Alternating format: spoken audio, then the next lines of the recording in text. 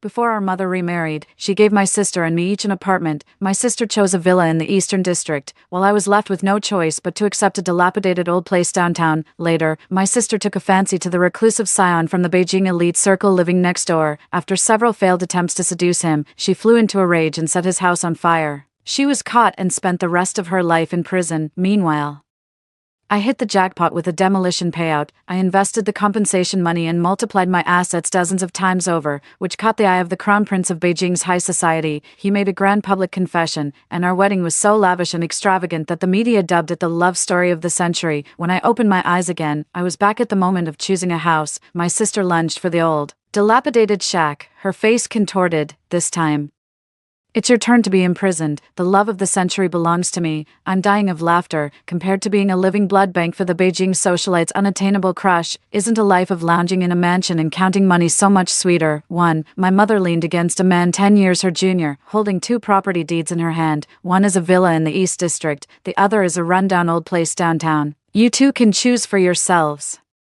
Consider this my compensation to you two sisters. All right, your father died young, and I, as your mother, have done my absolute duty raising you both to adulthood, haven't I? I was completely dumbfounded by the familiar scene before me. Wait, wasn't I just strapped to an operating table by Marlon to donate blood for his one true love? Before I could even speak, my sister Eileen's eyes lit up as she snatched the old, tattered property deed from my mother's hands. I'll take this small one.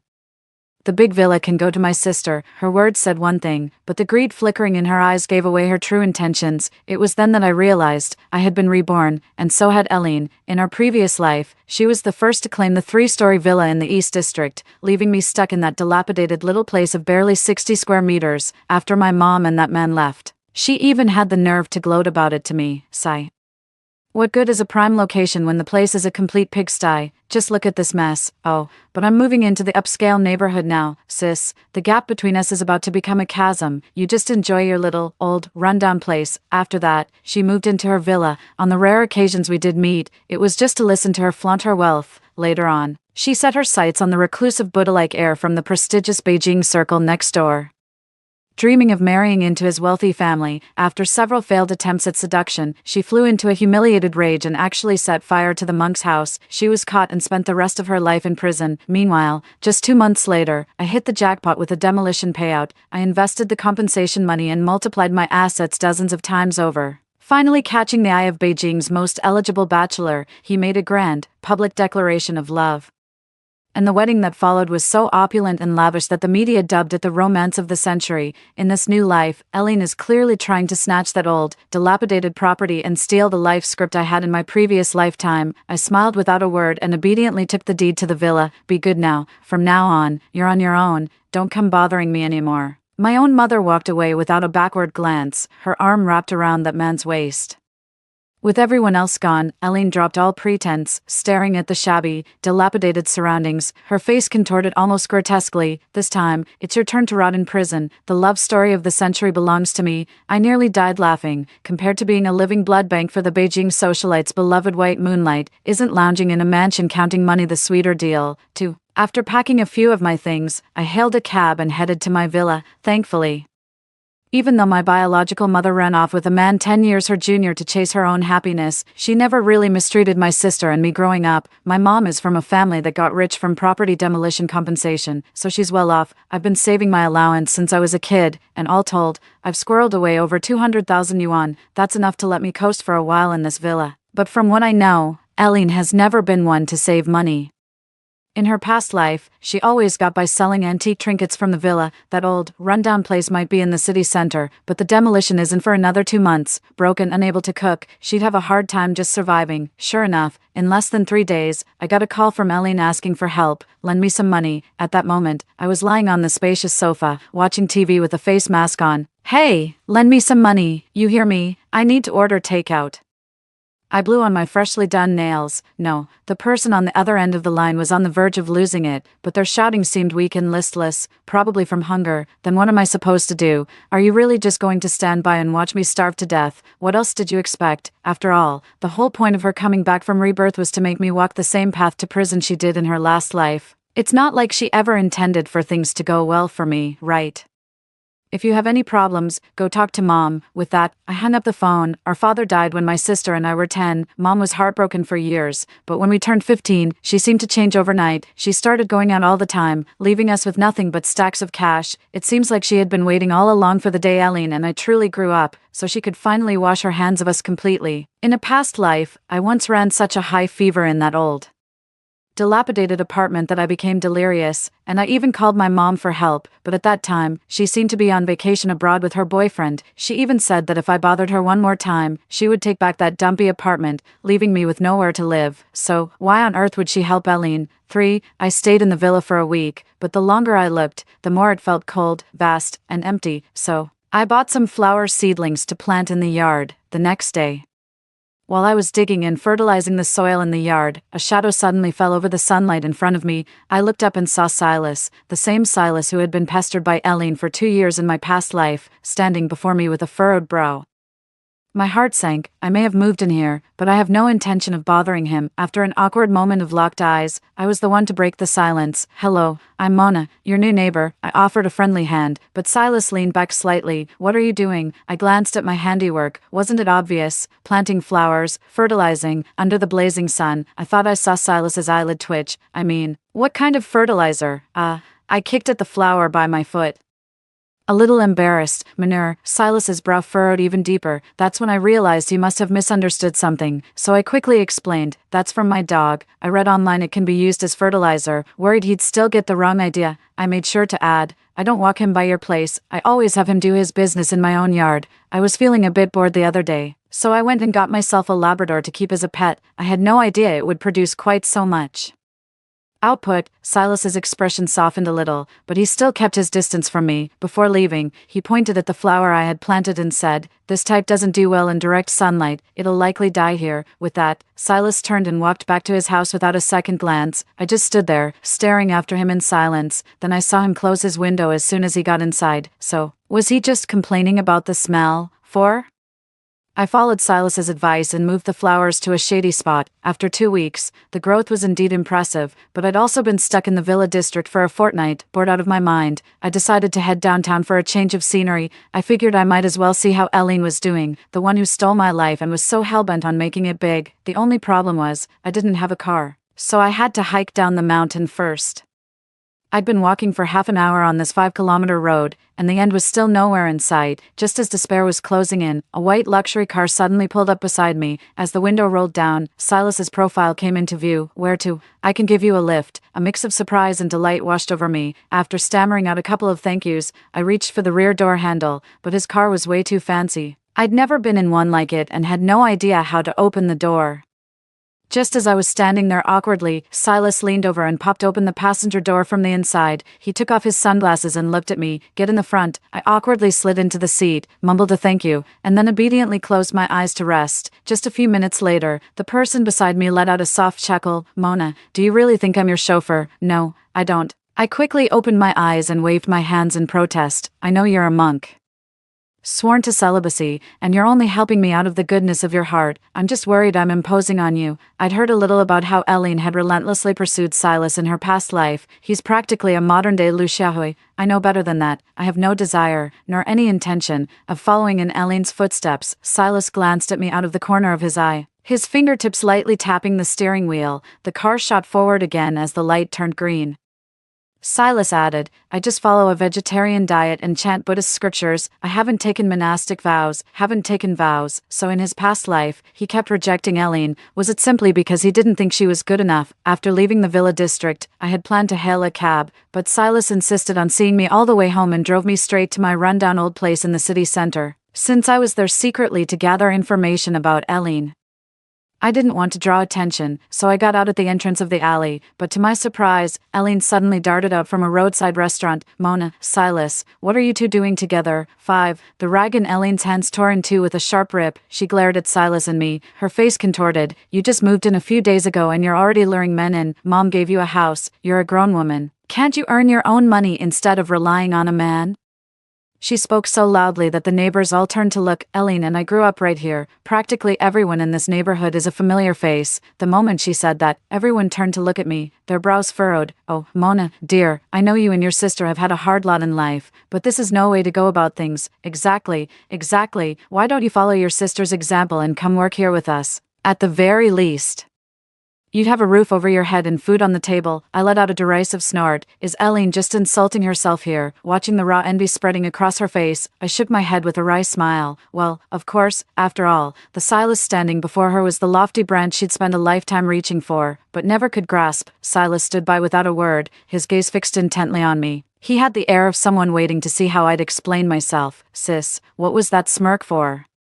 You think you're too good for a place like this. I may be a waitress, but at least I earn my keep with my own 2 hands. Unlike you just rely on a man. I raised an eyebrow and walked straight over to Silas. In those few steps, 100 different solutions raced through my mind. Should we pretend to be a couple and totally humiliate Eileen? But if Silas doesn't play along, I'll be the one left looking like a fool. Silas looked down at me. The next second, I took out my phone right in front of everyone, looked up at him, and asked, "Sorry, my sister misunderstood. How much was it? I'll scan to pay you." As soon as I said that, not only Eileen, but Silas also raised an eyebrow in surprise. He stared at me for a moment, then finally opened his payment QR code with what seemed like an exasperated laugh. It's fine. A dirty mind sees dirt in everything. 100. So dark. After paying, Silas strode off. And the neighbors who had just been lecturing me turned their awkward gazes toward Eileen. Oh, Eileen, you really have a habit of talking nonsense, don't you? We almost got the wrong idea. Eileen stood frozen in place. With a smile, I walked up to her and loudly read out the 4 large characters on her apron. Auntie Peng's barbecue. That's great. Sis, come help me order, will you? Eileen clenched her jaw tightly, her eyes wide open. Mona, you're going too far. I turned to look at her in surprise. I just wanted to see this so-called love story of the century you keep talking about. What's so too far about that? With that, I happily took my seat. Eileen, on the other hand, remained fuming where she stood and ended up getting an earful from the boss, watching her hustle around the shop, occasionally getting teased by the drunk customers. I couldn't help but click my tongue in sympathy as I enjoyed my skewers. Eileen is probably still daydreaming about her sweet romance. Little does she know, these are actually the most comfortable days of her life. At the very least, she holds her own fate in her hands. 6. After I got back, I added Silas through the residents group chat. Hey, sorry about earlier, and thanks for today. I really had no choice but to say that. I sincerely apologize again. I held my phone, waiting for a reply that never came. Seriously, are you mad? After all, he's the untouchable prince of the capital's elite. Word is, he's turned away more socialites and heiresses than you can count. Being treated like a chauffeur must be a first for him. Since we're neighbors, we're bound to run into each other a lot. So, I plot ahead and said, how about I cook you a few of my signature dishes and bring them over? Consider it my apology.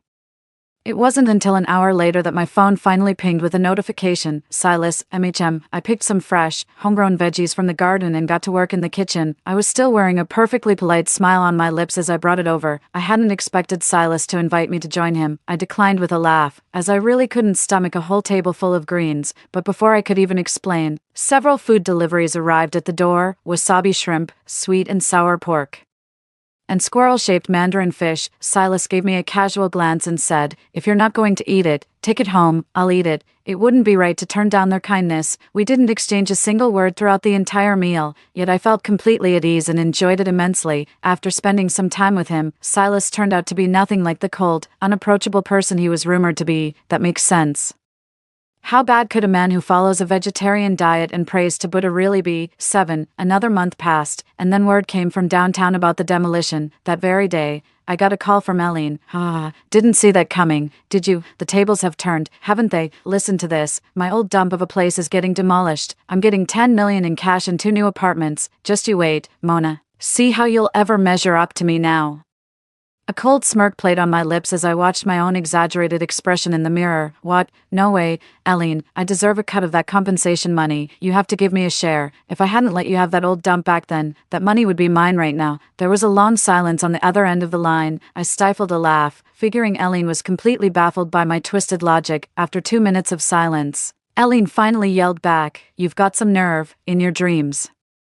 Just you wait in that fancy villa and watch me rise to the top and transform into a phoenix." After saying that, Eileen quickly hung up the phone. I let out a soft chuckle and said nothing. Does she really think a mere compensation payout is her ticket to the high life? For the young master who's been pampered since childhood, this amount of money is just pocket change for a night's entertainment. In my past life, I invested the money immediately, multiplying my assets dozens of times within 6 months. That's what caught Marlon's eye and led to his very public pursuit. Given Eileen's intellect, this approach is likely a dead end. Lost in thought, I gazed at my reflection in the mirror. In my past life, it seemed on the surface that Marlon was madly in love with me, but in reality, he was only after my blood type. His one true love had leukemia and suffered from frequent anemia, but to make matters worse, she had Rh-negative blood. After Marlon met me, he took me to a hospital once, and not long after, he began pursuing me with relentless intensity. The second week after I agreed to be with him, he forcibly took me to the hospital to have my blood drawn. Even when she was in surgery, I was forcibly strapped to another bed in the operating room. In other words, Marlon was just looking for a living blood bank for his one true love, someone who could replenish her supply on demand. As long as someone's blood type matched his criteria, he would pursue anyone, but the problem now is that I'm Rh-negative too. For my own safety, I need to become strong enough first, so Marlon wouldn't dare to mess with me. 8. Drawing on memories from my past life, I've started investing again, but my starting capital is far too small right now. Even if I sold every antique vase in the house, it still wouldn't be nearly enough. After a painful reckoning, I called a real estate agent the very next day. I was going to sell the house. In this life, if you're going to make a move, you go all in. I happened to run into Silas coming back from outside as I was seeing the real estate agent off. He pulled his car up in front of my house and looked over. "Are you moving?" I nodded with a smile. "I'm in urgent need of money. I'm going to sell this place and buy a smaller one to live in for now." Silas didn't say anything, but his gaze darkened. "So, where's the new place?" I shrugged. "How can I buy a new one when I haven't even sold my current place yet? No new house on the horizon yet. Maybe we'll be neighbors another time." With that, I headed back to my own place to pack. I was planning to take my time packing up, but the agent called me that very evening to say the house had already been sold, without even haggling on the price. Did they find a sucker? The agent gave an awkward chuckle. "When you're that rich, what's a little extra here and there? So when can we view it?" The agent paused for a moment and said, "It seems the other party doesn't intend to view the property. They're ready to sign the contract directly." Could this be a scam? Only after repeatedly verifying everything was correct did I sign the contract. That very night, over 30 million appeared in my account. I set aside $1 million for myself to buy a small house. With the rest of the money, I immediately invested in a company about to go public and became a partner.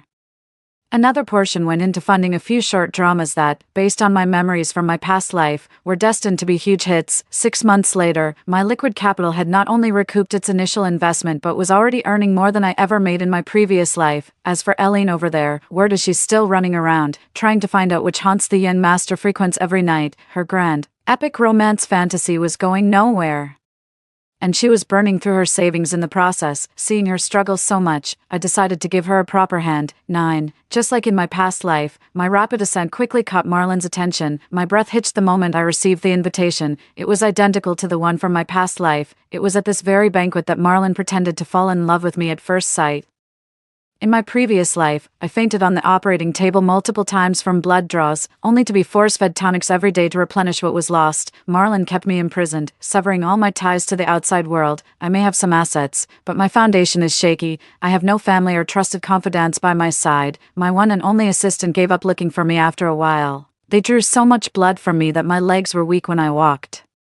I was utterly defenseless against Marlon's wicked deeds. Memories of my past life came flooding back, making my heart race and my blood rush to my head. After calming myself down, I took a photo of the invitation and immediately sent it to Eileen. Her reaction was intense. "Where on earth did you steal that ticket from? Who do you think you are? You're not fit to be in a place like this. Say it. Just say it, Mona. Why don't you just drop dead? You've already seduced Marlon once.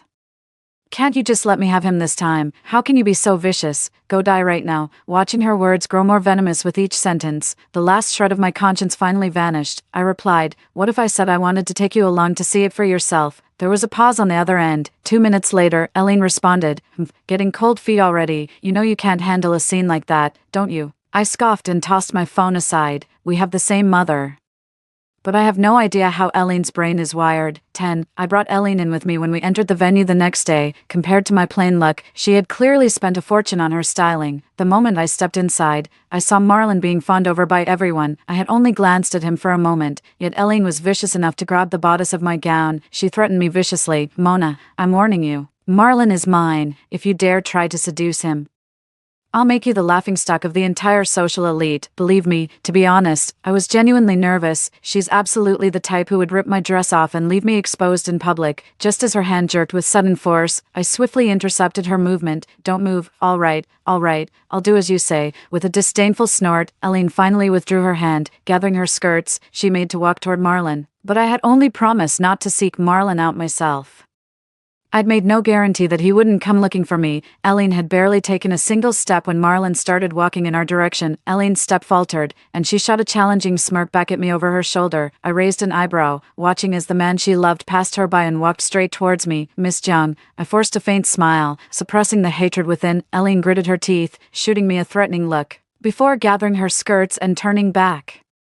They're two of a kind, so I was more than happy to play matchmaker. So, after just a brief exchange with Marlon, I promptly introduced him to Eileen. This is sensing Eileen's unfriendly glare, I said, my relative, Eileen. Given how forward Eileen was, Marlon really didn't have a choice in the matter. I made a clean exit, sipping my drink on the sidelines the whole time, watching the two of them grow closer step by step. Just as I was about to have another drink, a hand with distinct, prominent bones suddenly snatched the glass from my grasp, holding my slightly dizzy head. I turned around and was met with the sight of Silas. He was also dressed in formal wear and let out a soft, disapproving click of his tongue. You're drunk. 11. When I opened my eyes the next day, I stared at the furnishings for a long time, completely unable to figure out where I was. It wasn't until I rolled over and saw the man lying on the other side of the bed that I shot upright in fright. Silas. You're taking advantage of me. I quickly checked my clothes. Phew, good, everything's still on. Silas was woken up by me and sat up as well, but his gaze was rather complicated when he looked at me. Without a word, he walked straight out. I sat listlessly on the bed, patting my head to calm down, and could faintly recall the scene from yesterday when Silas said he would take me home. But he doesn't know where I live. I ended up falling asleep in his car. I can't remember what happened after that, but we're all adults. It doesn't look like you and I, Silas, did anything too crazy last night, so it should be fine in principle, but Silas is a devout Buddhist. I fell onto the bed, my face buried in my hands, muttering my sin over and over. Alcohol leads to trouble. It really, truly does. Just as I was hesitating about whether to slip away, the bedroom door opened again. Silas walked in carrying a bowl of noodles. Looking closer, I saw it was topped with shredded pork. My cheeks flushed uncontrollably the moment I saw him. He nudged the bowl of noodles toward me and let out a soft sigh. Let's eat first. I had never found a meal to be such an agonizing ordeal. After finally finishing, I pushed the bowl away and said, I'm sorry, with utter seriousness. Then, without missing a beat, I shifted gears. But this isn't entirely my fault, you know. You have so many rooms in your house. Why do you need to share one with me? Watching Silas's face darken, I found myself speaking faster and faster. I'm not blaming you. Of course, I just mean, can we let this go? After saying that, I stood up to make a run for it. But after just 2 steps, someone grabbed the back of my shirt and held on tight. Silas's voice came through gritted teeth, right by my ear. Last night, you were the one who got drunk, clung to me, and wouldn't let me leave. After a whole night. You're going to deny it. I turned my head back, trembling with fear, while cursing a blue streak in my mind. I just managed to escape from that lunatic Marlon's clutches, and now I'm caught up in this ridiculous drama with Silas. Just as I was about to say something, Silas's expression suddenly fell. He lowered his gaze, his face etched with profound disappointment. Forget it. Just go. What should I do? We can't let a kind-hearted person down, can we? 12. Silas and I are in touch every day. We're not officially dating, but things have definitely gotten closer between us. As for Eileen, I don't even have to go digging for information. Eileen brags to me every single day about her new relationship. Marlon started pursuing me. See, I told you I'd have a love story for the ages. You pathetic loser can just rot and stink in prison. Even if you don't end up in prison, you'll never be able to measure up to me in this lifetime. I've decided to say yes to Marlon tonight. He's asked me to marry him. He even took me for a premarital health checkup, says it's for my well-being. I replied with a cold laugh. How thoughtful. I do hope you'll be happy. That was the last text message ever exchanged between Eileen and me. 2 days later, Eileen posted a photo of a huge bouquet on her social media feed. The flowers were all made from rolled up Chinese yuan bills, followed by a picture of her and Marlon together. After that, Eileen vanished without a trace, just like I did in my past life. Staring at the messages that had gone unanswered, I rested my chin on my hand and wondered, my sister has been unreachable ever since she got together with Marlon. Do you think something might have happened to her? Silas, who was washing fruit, shook the water from his hands. A flicker of displeasure crossing his face, I moved closer to get a good look at him, holding a grudge. You only met Eileen once. Why do you dislike her so much? Silas looked down, gave a noncommittal grunt to avoid answering, and instead said, You want to see Eileen? I nodded like a chicken pecking at rice. Of course I do. She was so eager to jump into the fire. Of course I wanted to see what would happen to her. By the way, I thought about how Marlon abused his power, callously disregarding human life, all because of the Shin family's social standing. Since I've been given a second chance at life, he and his beloved white moonlight will face the punishment they deserve. You want to see Eileen? That's easy. My eyes lit up immediately. How, in my excitement, I couldn't help but lean in closer as I spoke. The moment our noses touched, I immediately took half a step back. But whether from nerves or something else, I managed to trip over my own feet and landed on the ground. Silas immediately bent down and helped me up. Ouch, tears welled up in my eyes from the pain, and Silas quickly crouched down to check on my injury. His hand gently probed my side. Did you land here, or here? Say something. When his large hand touched my backside, I tensed up nervously, and my cheeks immediately flushed hot, seeing that I remained silent. Silas probably realized something was off. He quickly withdrew his hand. An awkward silence fell over us. After a long moment, Silas pushed the fruit toward me. It's washed. Go ahead. I'll take you to Marlon's place tomorrow morning. With that, Schrischer beat a hasty retreat. Watching his fleeing figure, I was stunned for a moment before a slow smile curved my lips, truly befitting a monk. He's so innocent. 13. The next day, Silas took me straight to Marlon's place. That makes sense. I'm just getting started. My foundation can't possibly compare to that of established families like the Schwezershins, who've been building their legacies for generations. I can't find Marlon, but Silas is available. The moment he saw me, Marlon's brow furrowed almost imperceptibly, but I caught it. What brings you here today? I got straight to the point. Mr. Marlon, my sister Eileen was supposed to be with you. I haven't been able to reach her. Is she here? Marlon was about to shoot it down, but I quickly added, If he's not here, I'm afraid I'll have to call the police. Marlon swallowed the words on the tip of his tongue. He certainly wasn't going to let me stir up trouble out of nowhere. According to the timeline from his past life, his one true love had already found a matching bone marrow donor by this point and was about to undergo the transplant surgery. However, he was worried something might go wrong during the procedure. So Eileen absolutely had to be present. He pursed his lips slightly, then offered a gentle smile. She's here. She was just asleep. I'll go get her. Roughly 10 minutes later, Marlon emerged, leading Eileen, who was wearing a touch of light makeup. Eileen had lipstick on, but she looked utterly drained, her legs as weak as cotton. When Eileen saw me, it was as if she'd seen a savior. Sis, she was about to say more, but the moment Marlon's hand settled on her waist, she fell silent. You two are just cousins. It's rare to see relatives who get along this well.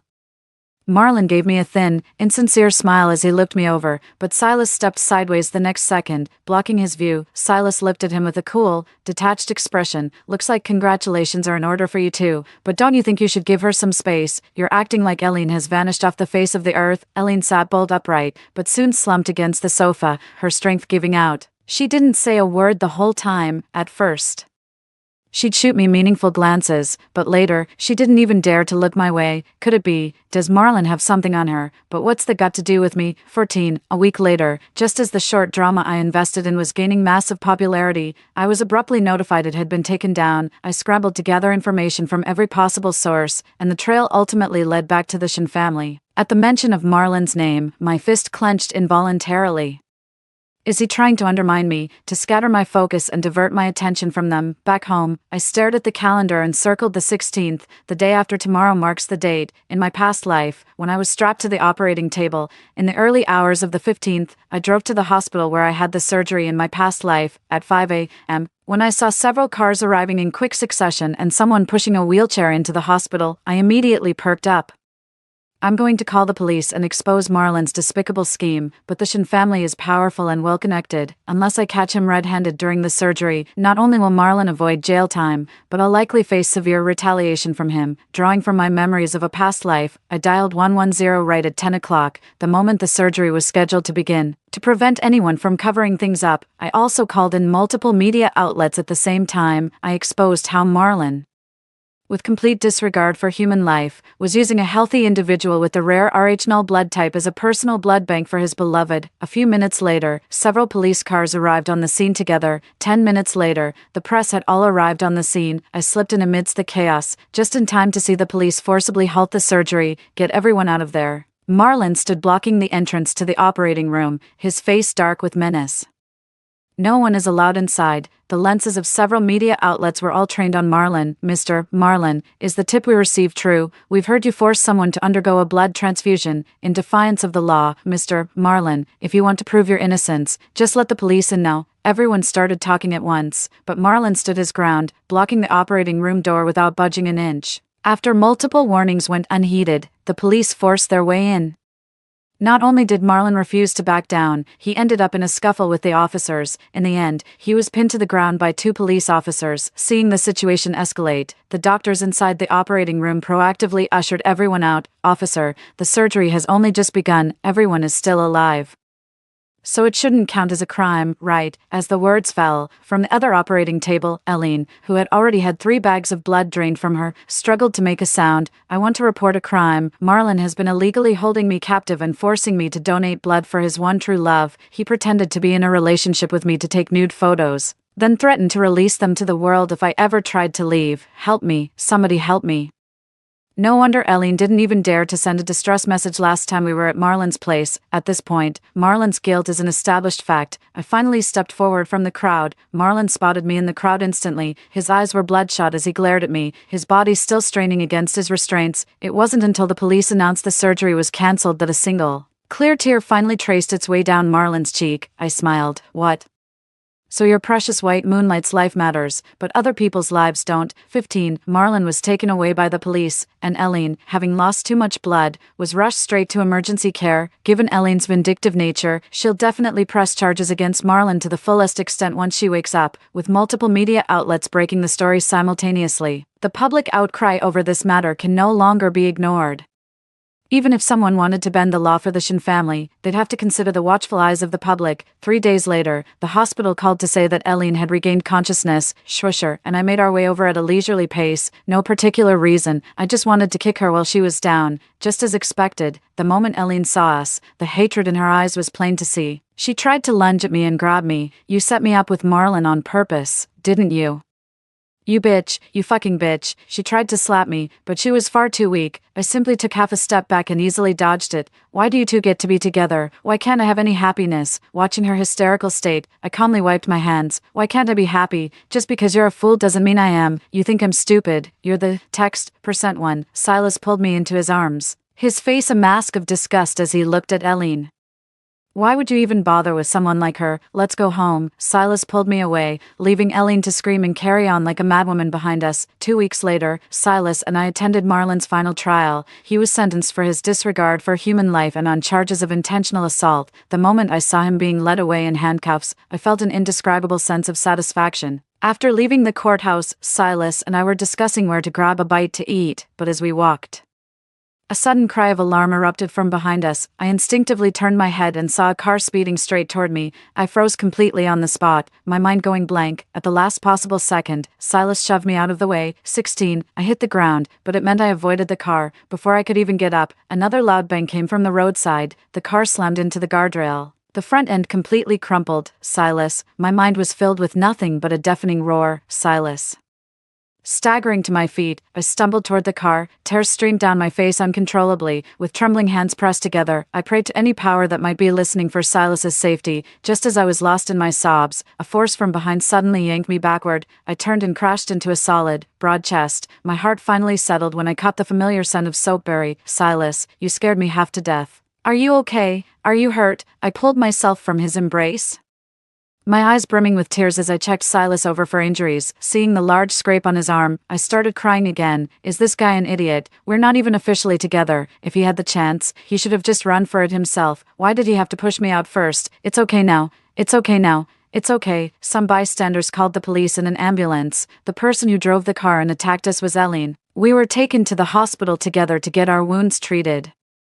She's in critical condition, 17. After disinfecting, I strode forward with my head down. Silas followed closely behind. What's wrong? You're upset because you saw it was your sister driving, aren't you? It's okay, not everyone who shares blood can. Listening to his incessant muttering, I suddenly stopped in my tracks, ready to confront him, but when I turned and saw the scrapes on his arm, I couldn't help myself and threw myself into his embrace. Tears fell one after another, quickly soaking the front of his shirt. Do you have any idea how dangerous what you just did was? You should have just dodged it yourself. What if you hadn't? Before the words could be finished, Silas suddenly leaned down and kissed me. The rest of my words were swallowed by the kiss. I blinked in shock, my tears held back. After what we've shared, I have to protect you. My face flushed in an instant. Mona, when can we make this official? I couldn't help but laugh. Why do you like me?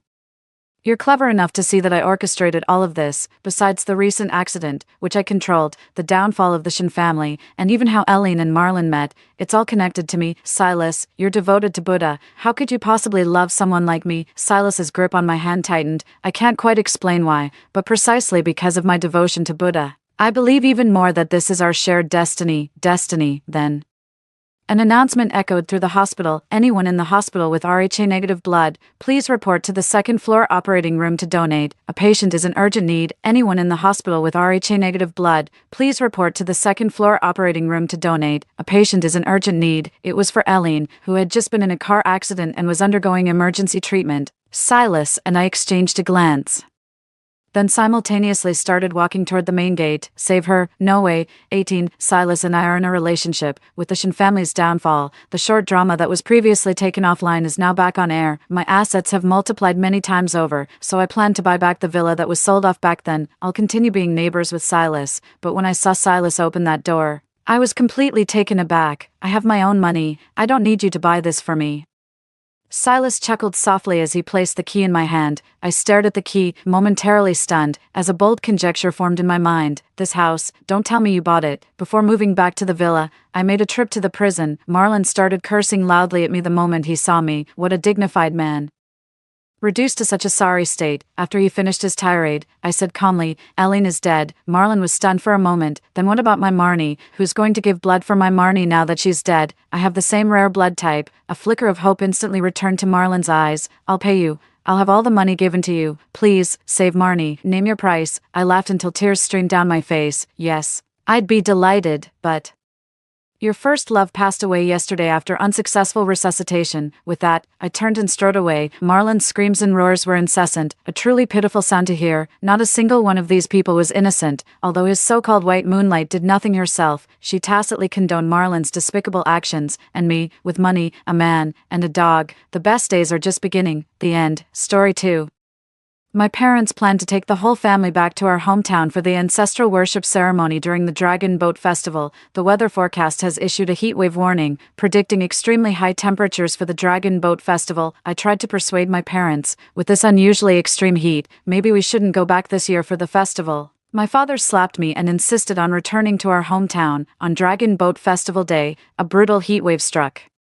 With no air conditioning in the countryside, people kept dying from the heat. My nephew threw a tantrum for cola, and the whole family forced me to go out. After I left, my parents took my brother's family and hid in the cellar. Tyler was clever to trick your aunt into leaving. The cellar's running low on food. Bringing that useless burden would mean less for everyone. Let her fend for herself. I collapsed from heatstroke on the road, still clutching the overpriced iced Coke I'd bought.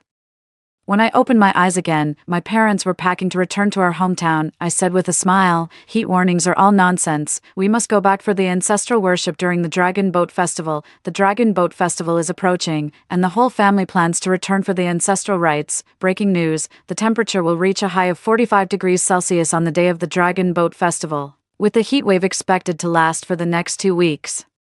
Citizens are advised to take precautions against the heat. Watching the news, the sensation of being scorched by extreme heat in my past life overwhelmed me, and I struggled to calm myself. My sister-in-law looked at the news hesitantly. Zoe, the TV says extreme heat can be deadly. Should we still go back? Sis, honoring our ancestors during the Dragon Boat Festival is important. Of course we're going back. The heat warnings are just scare tactics. My 5-year-old nephew rushed over. Auntie, I want to buy a toy. Can you give me $1,000? My mom chimed in. You're not blood related. We'll only accept you as family if you treat Tyler well. Hurry up and give him the money. Looking at this nephew I've doted on for years, a chill ran through my heart. Since Tyler was born, I've covered all his formula and diapers, and given my brother and sister-in-law 20 to 30,000 in red envelopes every year. Yet my mother still isn't satisfied.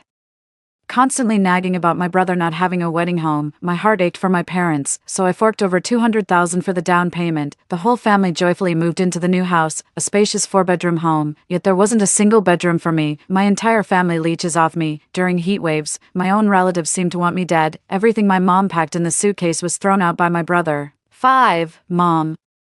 Even rural areas have supermarkets. Why did you pack instant noodles and bottled water? There's no space left in the car. Travel light from home but pack heavy for the road. I'll feel better if we bring plenty of snacks. My sister-in-law wasn't pleased either. I have plenty of clothes and shoes. Don't bother bringing all this junk. My dad chimed in. Zoe's got money. If we need anything back home, she can buy it. Hearing this, my mom's eyes lit up. Exactly, lucky for us we've got such a devoted daughter. In my past life, I insisted on bringing a full load of food and heatstroke prevention supplies. Watching the family travel light, I was curious to see how they would endure the 2 weeks of scorching heat this time around. I made an excuse about work and left a day later, not returning to my hometown with the rest of the family. My brother, driving his BMW, waved at me and said, "Don't forget to bring extra cash. Ancestral ceremonies aren't cheap." The BMW is actually my car, but my brother always finds excuses to borrow it. Over time, he's basically claimed it as his own. I asked my parents to settle the matter, but my father just yelled at me. "You're just a girl. What business do you have driving a luxury car? Your brother needs it for work, so let him use it." My brother is a jobless freeloader. What real business could he possibly have? But after years of family conditioning, I'd come to believe that making my parents happy was worth any personal sacrifice. The car sped off in a cloud of dust, its occupants blissfully unaware of what awaited them. My ancestral village in the northern countryside had no air conditioning and scarce food supplies. Returning there felt like a point of no return. I'd preemptively rented a truck from a leasing company. I went to several supermarkets and bought a large quantity of supplies: rice, flour, instant noodles, self-heating rice meals, hot and sour noodles, fruits, snacks, mineral water, and beverages. I bought some vegetables and fruits, but kept the amount moderate due to concerns about spoilage in the heat. It's enough to last a week. I also made sure to get heat relief items and common medicines. All these things filled the rented truck to the brim. I also bought 200 power banks, each fully charged. Worried about the heat wave causing blackouts, I went and got a few home generators. The shopkeeper chuckled. "Here because of the heatwave news, young lady. Business has been booming today. Looks like there are others planning ahead just like me." With everything prepared, I set off on the journey back to my hometown with the driver. Truth be told, I could have chosen to stay in the city to escape the scorching heat instead of returning home. But I've considered that the city might not be safe either, in desperate times. Even a security door can't hold back a frenzied crowd. The countryside, on the other hand, is actually the better choice. I have a childhood friend from my hometown who now lives abroad. Her family owns a small villa in town, but they only stay there a few times a year. I've already asked her for the gate code. The movers moved the truck's contents into the villa's basement. I took the master with me to town and bought enough fresh fruits and vegetables to last us half a month. We also grabbed 2 boxes of ice cream and other cooling treats. As the truck driver left, I reminded him, head home early, and make sure to stock up on supplies and heat relief items. The temperature was already scorching. The day before the Dragon Boat Festival, the temperature had already hit 36 degrees Celsius. The villa is just a 5-minute walk from my parents' place in the countryside. The moment I stepped into the yard, my mom started yelling, "Your brother lost $2,000 playing cards, Zoe, go pay his debt." I brushed it off, saying, "We'll deal with it tomorrow. You wouldn't dare not pay me back." My brother glared at me. The weather grew increasingly muggy, and my sister-in-law began to regret it. "I told you we shouldn't have come back. It's all Zoe's fault for insisting. There's not even an air conditioner." My nephew ran over and kicked me. "You're the worst aunt ever. I'm so hot I could die. Go buy an air conditioner now." Looking at my obese, severely overweight nephew, I pushed him back with one hand. "Tell your dad to buy it. Go ahead and buy it. My grandma said all your money will be mine when you die anyway." My mother forced an awkward smile and said, "Kids say the darndest things in this family." I've always felt for my mother, constantly bullied by my father and brother. I tried everything to cheer her up. even sucking up to my sister-in-law and spending both money and effort, but deep down, her son and grandson still mean the world to her. All that fake concern was just a ploy to get money out of me. A mother's love that has to be begged for isn't real. Thankfully, I've stopped hoping for it. In my past life, I was pushed out and left to die in the heat, and my mother was an accomplice to the cruelty. None of them are innocent. Does Tyler want to buy an air conditioner?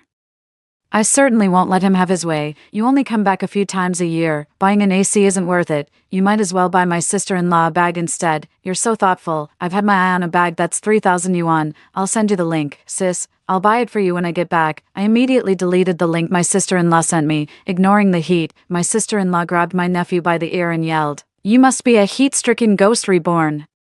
If you weren't so chubby, would it be this hot? It's all your grandma's fault for overfeeding you all day." My mom and my sister-in-law started arguing. With tears in her eyes, my mom turned to me and said, "Zoe, you're the one who bought all that food, right?" In the past, I would have taken the blame just to keep the peace between my mom and my sister-in-law. Looking at my mom's hopeful eyes, I spoke slowly and deliberately. "It was you who scolded my sister-in-law, saying she was so stingy she'd starve your grandson, and that you were the one secretly buying him snacks. Oh dear, I've raised my daughter for nothing. What a sin." My sister-in-law and my mom had a huge argument, and my dad, annoyed, started hitting and kicking my mom. I watched it all unfold with cold detachment. As the evening grew hotter, my mom suggested, "Why don't we stock up on some food and buy an air conditioner?" "I just have a bad feeling about this," my brother snapped impatiently.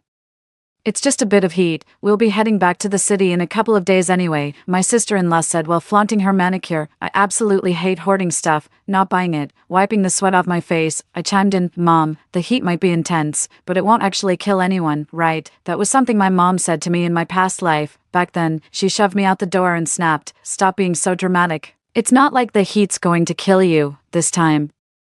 I'm curious to see if they'll survive the heat without me." Everyone kept taking cold showers at night, but the sweltering heat didn't let up at all. Only I know this is just the beginning. The current temperature is still within human tolerance. The real scorching heat is only just beginning tomorrow. Early the next morning, my dad and my brother went up the mountain to pay respects at the ancestral graves. They came back home all smiles. The supermarket at the village entrance was completely cleared out. "I think the villagers are just being silly. What's a little heat wave? It's not like people are gonna die from it." 5. My dad also said, "That's just fake news spread by the supermarket owner to boost sales. I heard instant noodles are going for $6 a pack. What a ripoff." My mom looked worried and was about to head to the store to stock up. I quickly stopped her and said, "Mom, it's all a scam. We can't fall for it. Let's not waste our hard-earned money." We still had 2 sacks of grain left at home, so I suggested, "Why don't we sell the grain at a high price? We could make a tidy profit." The moment he heard there was money to be made, my dad's eyes lit up. "Sell it. 20 a pound. We're leaving in 2 days anyway." Just like that, we sold both sacks of grain, keeping only enough to last the family 3 days. My dad and my brother counted the money from the grain sale, chuckling with delight. Soon, their smiles vanished. The temperature had soared to 44 degrees Celsius. The village loudspeaker announced heat-related fatalities. Households began locking their doors as panic spread. The whole family fell silent. My mom cooked, but the meal downgraded from rice to watery rice porridge. I didn't even get a spoonful of the porridge. My sister-in-law said, "Zoe won't starve from missing one meal. Eat less and save some for your nephew." Tyler was rolling on the floor from the heat, yelling, "I don't want porridge, I want Coke, ice-cold Coke. Auntie, go buy it." My mom said matter-of-factly, "Zoe, go to the village store and get some Coke." "Mom, it's scorching hot out there, I could die." I protested. Just like in a past life, my mom shoved me out the door, saying, "Don't come back without it. Tyler's about to pass out from the heat." My brother snatched my phone and snapped, "Useless brat, my son's overheating. Hurry up and go." Tyler wailed,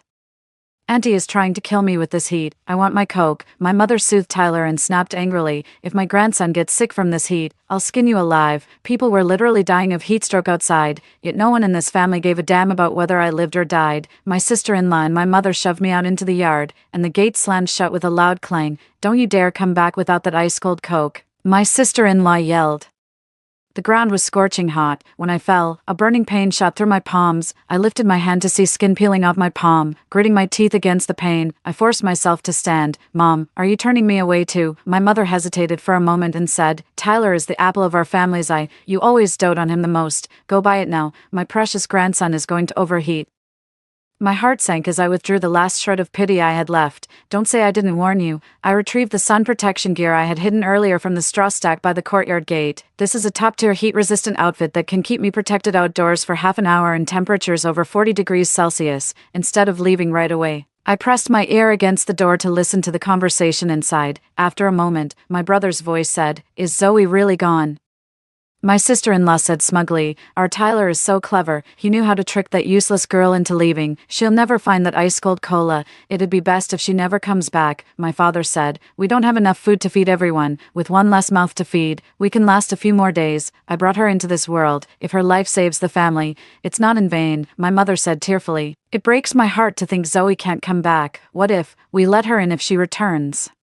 My sister-in-law yelled, "If you want to die, don't drag us down with you. We're all starving. Why keep that worthless burden around? She saved hundreds of thousands, and that money belongs to our Tyler. If you want to die too, go join her." My mother fell silent then. I knew she was afraid of dying. Who wouldn't be scared? In my past life, I ran halfway across the village and ended up buying an overpriced ice-cold cola from a household. I got sunburned so badly my skin peeled.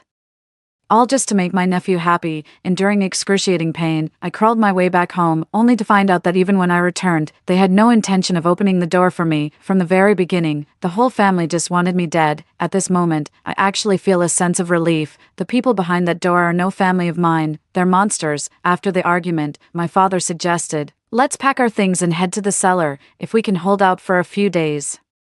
The temperature will drop and things will get better." I turned and left, heading to my well-stocked villa. On the 7th day of the relentless heat, the whole city lost water and power. While the electricity was still available, I enjoyed the cool air from the AC and took a relaxing bath. The villa is fully equipped with appliances. I grabbed an ice cream from the freezer, and as the chill rushed down my throat, the scorching heat I'd been feeling subsided considerably.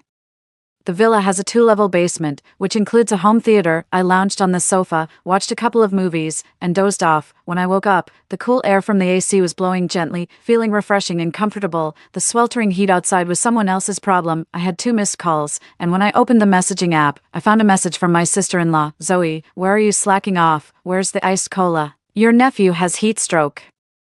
Is this some kind of test to see if I'm still alive or not?" I pretended not to see it and didn't reply. I turned on the surveillance device on my phone. There's a security camera installed in the courtyard back at my rural hometown. I was the one who paid for and set it up. On the day of the Dragon Boat Festival, while my family was away visiting the graves, I secretly installed a camera in the cellar. On the surveillance feed, several people were blaming each other. My mom yelled, "Didn't you say we only had a little rice left? How dare you sneak off to eat bread? Lying to Zoe like that. I'll fight you over this." My brother punched my mom and snapped, "That bread was leftover from your daughter-in-law's trip. Stop obsessing over it." My mom lunged at him. "What trip? That's from the village supermarket. You went behind my back to buy food." My brother avoided eye contact and stayed silent.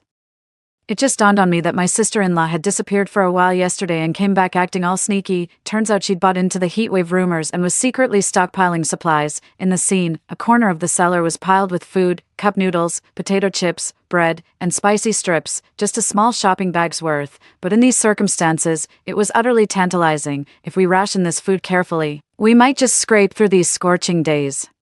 My sister-in-law shielded the supplies and snapped, "I fought to get these, paid $800 for them. You old fogey, keep your hands off." My mother beat her chest in frustration. "Tyler even asks me for money to buy clothes. When have you ever contributed to household expenses? Just leeching off us old folks all day long." My father said impatiently, "Why the mourning? It's good our daughter-in-law stockpiled supplies. Gives us something to look forward to, doesn't it?" My sister-in-law muttered, "Zoe is the worst. It's all her fault for telling us to sell our grain. We wouldn't be worried about starving otherwise." The whole family agreed with that and started ganging up on me, saying I deserved to die out there. That night, Tyler kept complaining he was hungry, so my sister-in-law pulled out 3 packs of instant noodles. The 3 of them just gnawed on them dry. Why not cook them? It's scorching hot. Nobody wants a bowl of steaming noodle soup. 2 days later, my sister-in-law had eaten through all the food she had stockpiled. My mom kept telling everyone to ration supplies, but no one listened, so we were back to surviving on watery rice porridge. Meanwhile, I was lounging comfortably in my air-conditioned room, video chatting with my childhood friend who lives abroad. "Whatever you do, don't soften your heart. Your parents are total vampires, rest assured." Their daughter had already passed away on the day of the Dragon Boat Festival. Life at the villa was carefree and leisurely. The fridge and freezer were stocked with food, so I happily whipped up a French steak and video called my mom. Such a wonderful life would be so dull with no one to share it with. They must have reached their limit, and during these scorching days without food, the video call connected, and my sister-in-law's scream came through. "Zoe, you're eating steak and drinking wine. Are you not dead? Where are you?" "Were you hoping I'd be dead?" I pressed further. Realizing she'd slipped up, my sister-in-law said sheepishly, "What I meant was, why didn't you come back after buying the ice-cold Coke? Where did you go?" "I almost died on the way, but then someone took me in. This place is great, air conditioning, ice cream, plenty of food." My brother licked his chapped lips and said, "Zoe, why didn't you come get us?" "Yeah, your own family is suffering here. How could you not come?" my father accused. Hearing there was ice cream, Tyler lunged forward and demanded fiercely, "I want ice cream, ice-cold Coke, and the AC. Give me the AC now." I opened the refrigerator door to find a full row of ice-cold Cokes, then turned to look at the camera. "Want some ice-cold Coke?" Tyler nodded and said, "Yes, in your next life." "Maybe." I shut the refrigerator door, unable to get a Coke. Tyler started to lose it. "You're a terrible aunt. I won't take care of you when you're old. I'll spend all your money. Just drop dead. I want my Coke." The family across from me started hurling curses my way. My mom, more skilled in emotional manipulation, cried while guilt-tripping me. "Tyler's just a child. He means no harm. You're his favorite aunt. How could you bear to see him suffer? Come get us now, or we'll all die if this goes on." I asked, "Didn't you tell me to die to save rations? How could you say that? I'm your own mother." "Yes, the mother I loved most was the one who hurt me the deepest. You guys keep grinding away. I'm off to enjoy my steak. See ya." 5. I hung up the phone and studied my somewhat dejected emotions. Some people are simply destined to have thin familial bonds. What isn't meant to be yours can't be forced. My mom and sister-in-law took turns bombarding me with messages. They started with desperate pleas, but when I ignored them, they resorted to hurling insults. Their cutting words had no effect on me. Watching their furious reactions through the surveillance feed was utterly satisfying. The temperature kept climbing. According to the news, it had reached 47 degrees Celsius outside. Even though the cellar was somewhat cooler, it offered little relief, especially since they were also starving. The entire city has ground to a complete halt.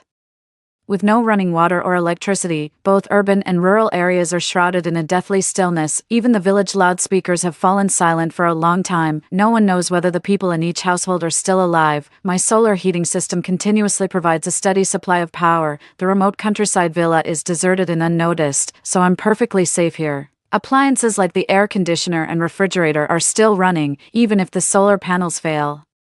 I'm not worried. There are several backup generators for the house. Every day, I send videos to my sister-in-law showing my meals in my home theater setup. On the 8th day of the heat wave, Tyler suffered a heat stroke and collapsed unconscious in the cellar. My sister-in-law held Tyler in her arms, weeping and wailing. Tyler's condition was critical, and there wasn't even a first aid kit at home. Tyler was severely overweight, making the scorching weather especially unbearable for him.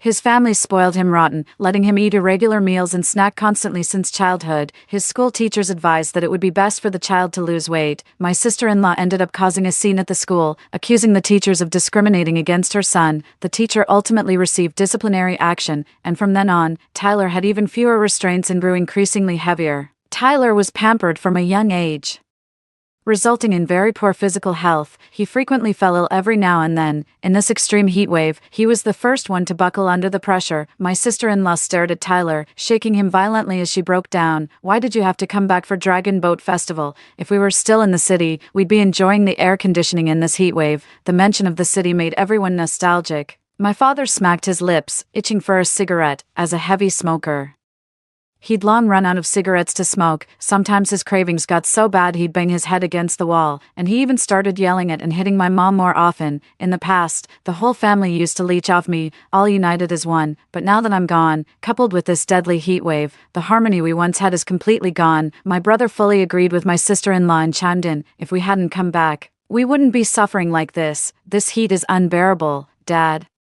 It's all your fault. You insisted on visiting Grandpa and Grandma's graves. My dad wasn't having it and shot back. Back then, no one objected except Zoe. Now you're all blaming me. Although it's a bit cooler in the cellar, the difference is minimal. Nowhere near as comfortable as a nice, air-conditioned room." My sister-in-law stared blankly. "I can't even imagine the life Zoe is living now, eating all the ice cream she wants, lounging in air conditioning. That heartless girl." Abandoning her own parents to live in luxury, the whole family nodded eagerly at the mention of me. Zoe's rotten to the core. I'll break her legs one day. Back then, your grandmother wanted to drown her just for being a girl. I was the one who stopped it, and now she won't even care for her own mother. The whole family was ganging up on me, but Tyler stayed silent. He simply didn't have the strength to speak. Tyler came to a bit and said in a trembling voice, "Mom, I'm hungry. And I'm so thirsty." My sister-in-law had stripped Tyler of all his clothes and placed him in a basin, hoping it would cool him down, but on such a scorching day, even the water in the basin was warm. How could it possibly cool him off? Tyler staggered to his feet with a thud. "I'm roasting alive. Auntie, come get me now." My sister-in-law began to regret not having cherished the food. If only I'd been more careful with how much I ate. There's no use crying over spilled milk. In the face of extreme heat, everyone shed their inhibitions. My brother and father stripped down to their underwear. After a moment's hesitation, my mother and sister-in-law also removed their shorts, leaving only their bras on top. The cramped cellar was driving everyone to the brink of madness. My mother started rambling on and on. We should have listened to Zoe and not returned to the countryside. She suggested stockpiling supplies, but I scolded her for it. And why did we have to sell off our grain for money? That was our lifeline. Now we've got cash, but we're starving to death. We nearly got Zoe killed. We got what we deserved. We absolutely had it coming. My mom's constant nagging provoked my brother's anger, and he kicked her across the room. "It's all because you're useless. Zoe is trying to get us all killed. That good-for-nothing daughter you raised." My mom clutched her chest, beads of sweat rolling down her face, moaning in pain. "I'm your mother. How dare you hit me? You're a useless mother. My son is suffering from heat stroke, and you're completely helpless. If only Zoe were here, we'd be saved." When my name came up, my brother's eyes lit up. He steeled himself and made a decision. "Dad, if this goes on, we'll all die. Zoe loves Mom the most. If we tell her Mom is dying, she'll definitely come back with food." My dad hesitated. "That girl has a cold heart. She won't believe it for sure. We need to be ruthless here. If my mom gets hurt, Zoe will feel sorry for her. In this family, my mother holds the second lowest status, right after me, yet she's more than willing to sacrifice herself for the so-called family." My mother nodded eagerly. "If I get hurt and cry to Zoe, she'll take us away." After agreeing on the plan, my mother slammed her head against the cellar wall, and blood immediately gushed from her forehead. She wiped the blood off her face and video called me. I watched the surveillance feed and answered the call calmly. "Zoe, your mother is dying. Come home now." "Aren't they still alive?" "I can't come back. There's a first aid kit at home. Stop the bleeding yourself," I said indifferently. My brother rushed over. "You heartless monster.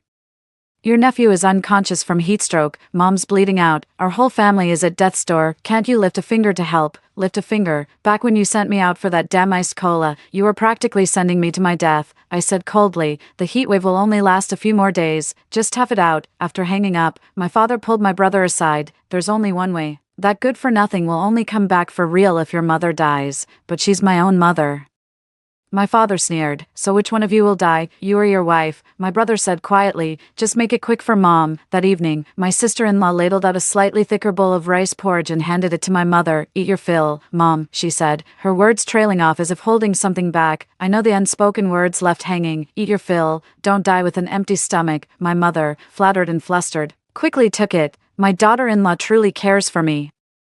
Having a daughter is useless. She's an outsider, a money loser. Only a daughter-in-law is truly family. The thin porridge was laced with tetramethylene disulfotretramine, enough to kill a person several times over. My mother died at the hands of her own family, the very people she loved most. Tyler stared at Grandma's lifeless body and clapped his hands with glee. "Now that Grandma's gone, Auntie will come get me. I'm gonna have steak and ice-cold Coke, down in the cellar."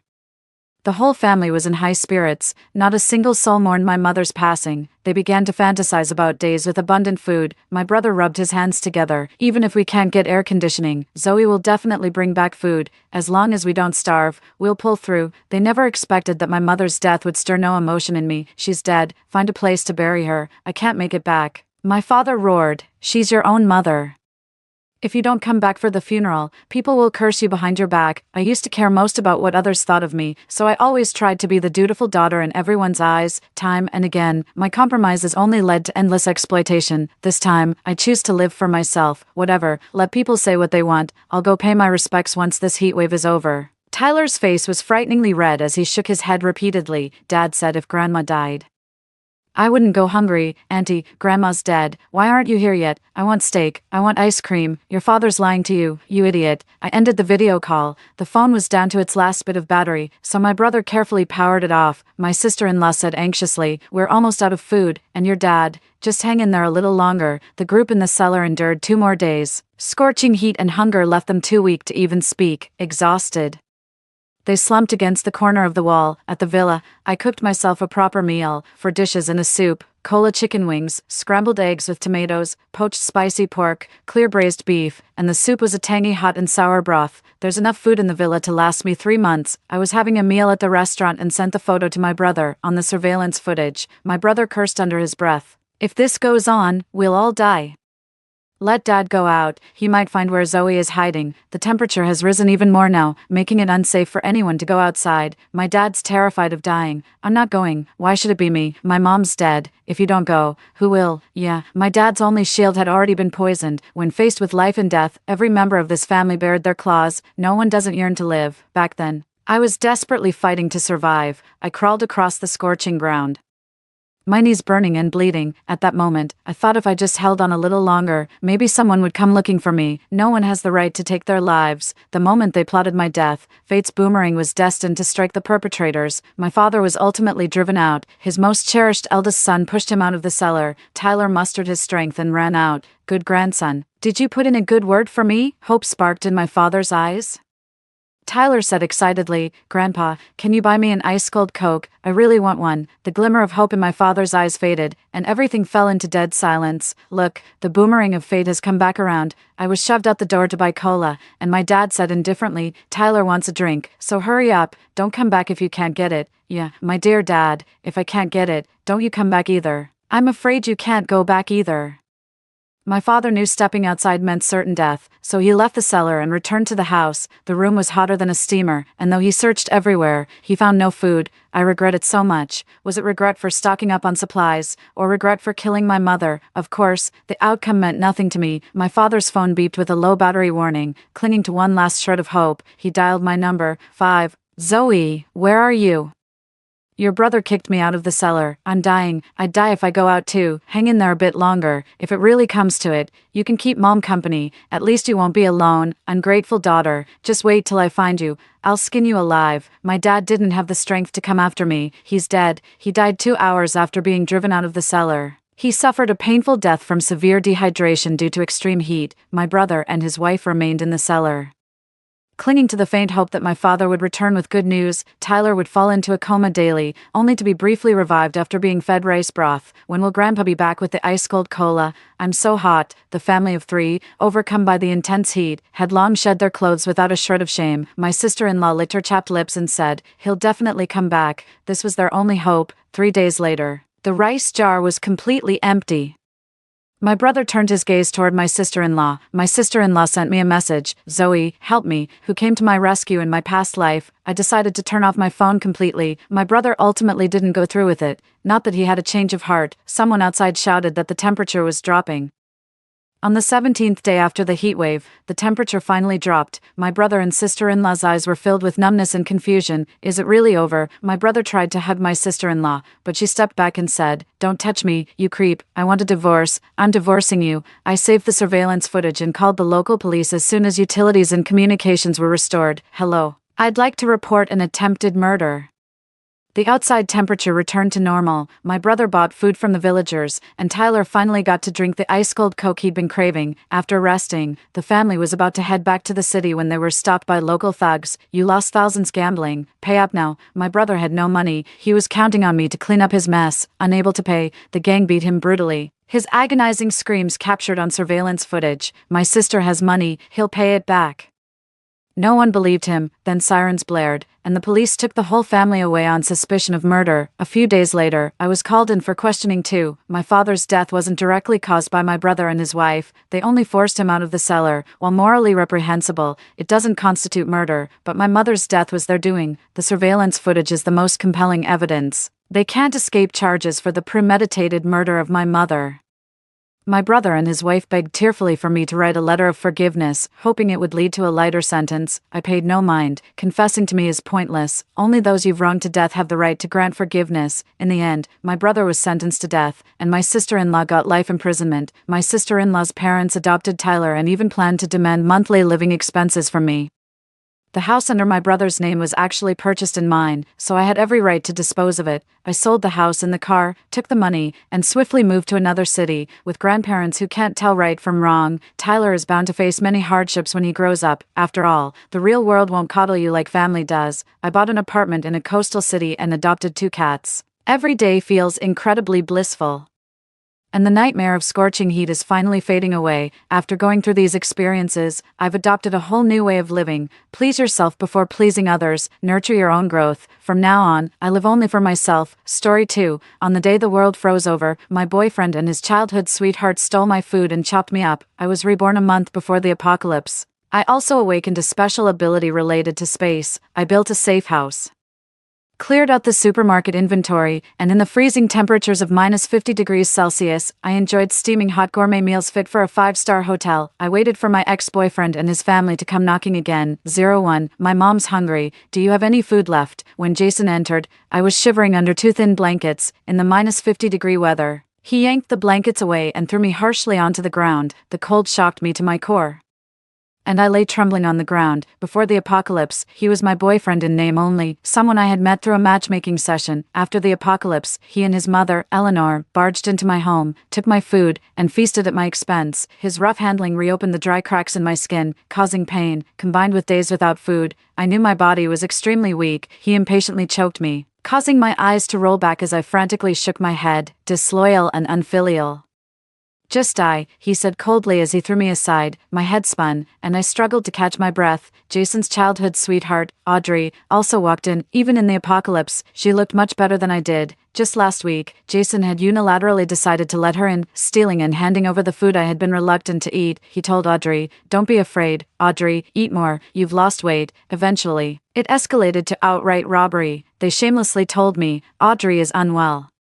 She needs to eat, can't you see, you're really selfish." It turned out, they had conspired together long ago, planning to clean me out since I had no surviving parents, outnumbered and injured. I stood no chance against the 3 of them, barely clinging to life. Audrey whined, "Brother, I'm also hungry. Isn't there even a little bit of food left?" Jason affectionately hugged her and glanced at me quickly, whispering to please her. If it really comes to it, well, 02. My last memory was of Jason and Audrey charging at me with a kitchen knife and an axe. I struggled with all the survival instinct I had, but 2 against 1 was too much. Blood splattered everywhere, accompanied by intense pain and overwhelming hatred. Tears seemed to form in my dry eyes. If only Mom and Dad could see this, how heartbroken they would be. If only I could start over. The pain was unbearable. As the pain slowly faded, I lost consciousness. When I awoke again, cold sweat soaked my pajamas. As soon as I opened my eyes, I instinctively felt my arms and legs. They were all there. Startled, the pain from the dream felt so real that I checked again. Everything was intact. "You've been laid off, but sleeping until noon isn't the solution. Come and have some hot pot." My mom's head peeked through the door gap and then withdrew. "Mom," I sprang from the bed, tears streaming uncontrollably. In my previous life, my parents had died in a subway collapse caused by the cold a week before the apocalypse. It was a bolt from the blue, turning my world dark. Grieving, I became increasingly dependent on my ex-boyfriend, who had stayed by my side, and I had let my guard down around his family. But now, things were different. I had my family back. 03, seeing me crying and wolfing down food, my parents were stunned. I cried and took a big sip of hot chicken soup. "It's so delicious." And I cried as I ate a large piece of marbled beef. "It's so good." After the apocalypse, forget about hot pot. Even a piece of stale bread is a dream food for many. I was eating so frantically that it took me a while to realize my manners had slipped. Wiping my mouth, I explained to my parents, "I just had a nightmare and woke up incredibly hungry. I decided not to bring up the impending apocalypse right now. I'll wait until everything is ready." Dad couldn't help but say, "Ever since you were laid off, your eating and sleeping patterns have been irregular, and I'm worried about your mental state." After sending my parents home, I began to think about my plans. It's 1 month before the apocalypse. In a month, global temperatures will plummet, with my city in the south dropping below -50 degrees Celsius. That's considered mild compared to some northern cities where temperatures will hit over -100 degrees Celsius. The whole world will be buried in heavy snow, with most people freezing or starving to death. I walked into the kitchen, greedily looking at the array of food, and caressed a packet of sauerkraut beef instant noodles like a precious treasure. I need enough space to store food, but how can I find enough space? As I pondered, the noodles disappeared from my hand. Shocked, I picked up a packet of snail noodle soup, and it too disappeared. While in a haze, I seemed to see a vast white space that appeared to exist within my consciousness. I experimented with different items, whether food or appliances, and found I could easily place and retrieve them. Lucky for me, I read a lot of novels. I realized I had awakened a spatial ability that gave me a limitless space where time stood still. My heart couldn't contain its ecstasy. This was a paradise for food lovers. Suppressing my excitement, I sat down at the table and started to review my finances. After graduating, I worked at a major company called BiteHop, scrimping and saving through many years of 996 work schedules and luckily received a severance package. Selling all my stock options, I had about $5 million in savings. The 2 apartments my parents bought were in my name due to various policies at the time. Being a dutiful daughter, I mortgaged them and added another $10 million to my account. Currently, I had $15 million quietly sitting in my bank account. I don't remember any lottery numbers, but I always kept an eye on the stock market, especially since I was laid off and idle at home, and I remembered the key points for buying and selling a dozen outstanding stocks, so I invested all $17 million into the stock market. After a few days of leverage trading, my funds had multiplied several times, reaching $50 million, without delay. The first thing to tackle was the safe house. One of the country's most renowned security companies was located in my city. After scheduling an appointment and explaining my needs, I asked for the highest level of protection for my 2-story villa, inside and out. The manager was a bit surprised but provided a professional and detailed plan and quotation the next day. After 2 days of discussion, we finalized the plan, which included reinforcing the entire house, air filtration, a fireplace, snow water filtration, solar power, and more.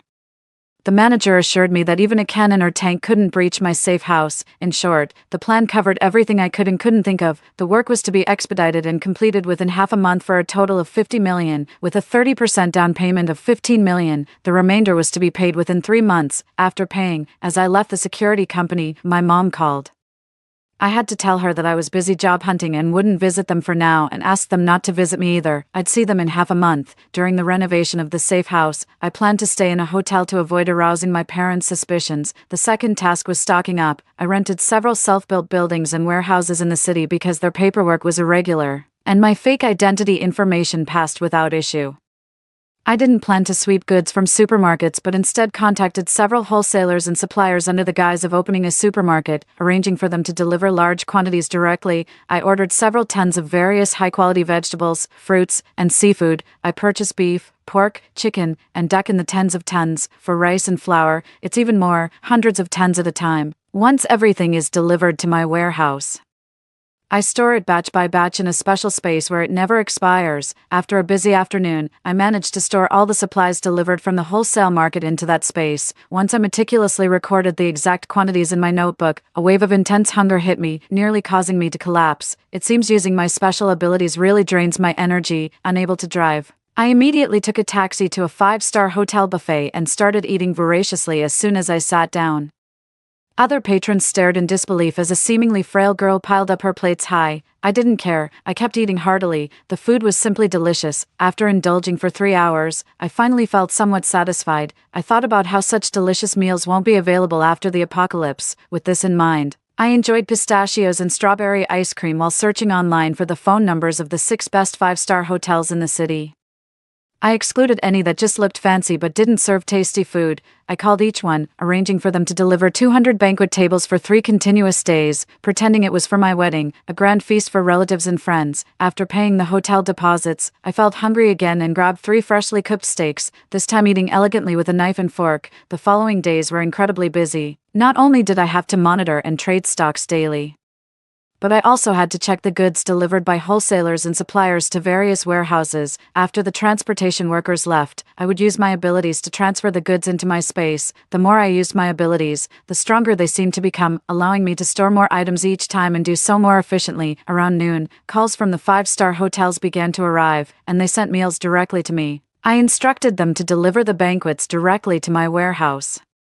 The hotels had their ways. Even though the dishes were delivered, they arrived steaming hot as if just cooked. As the feast arrived, I couldn't help but salivate at the sight of delicacies like steamed lobster, abalone and black bean sauce, duck stewed with mountain mushrooms, braised shark fin soup, king crab, snow crab, Buddha jumps over the wall, and roasted suckling pig, all incredibly appetizing. I resisted the urge to eat and stored everything in my space while it was hot, knowing there would be plenty of time to enjoy it later. Besides these hotels, I heard about some local chefs famous for their banquet skills, their dishes no less superb. Remembering a particularly delicious meal I once had, I decided to arrange for them to deliver banquets as well. Just as I was about to look up their numbers, a call came in. Seeing the name on my phone screen, anger surged uncontrollably, and I had the urge to crush my phone. At this time, before experiencing the trauma of my parents' accident, Jason was just a regular matchmaking candidate. He was average in most ways, his only notable traits being his good looks and the committee auntie's comment about his honesty. His conversations were typical: have you eaten? Have you finished work? What are you doing? Can a straightforward and honest man truly be considered kind?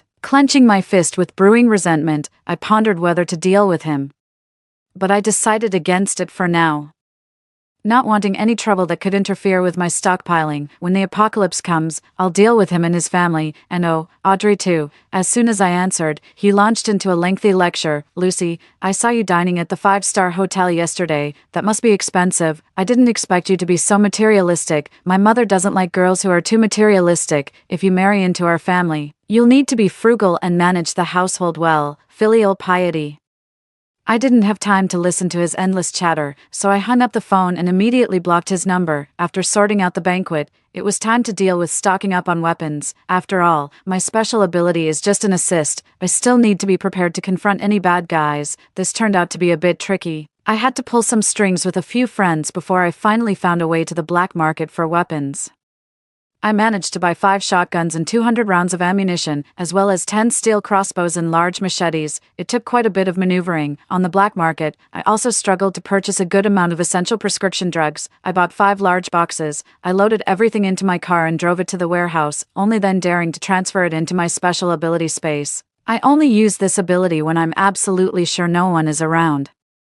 To avoid any trouble before the apocalypse, in the last few days, I've spent about 30 million out of the 50 million yuan in my account, leaving me with just over 10 million. Remembering from before my rebirth about a stock that hit the upper limit for 10 consecutive days, I decided to invest all 10 million yuan into it. Continuing with enthusiasm, I stocked up on delicious foods. The next day at noon, the chefs for the banquet arrived near the warehouse I had rented. They looked at me puzzled. Miss, you said it's for a banquet, but are you getting married? It doesn't look like anyone else is here. Confidently, I replied, I'm celebrating my 30th birthday. Everyone is already inside. Just prepare the food, and I'll take it in. The chefs then started cooking fervently in the nearby tent while I hurriedly carried the dishes to the warehouse. After bringing the food inside, I quickly placed everything into my space, repeating the process.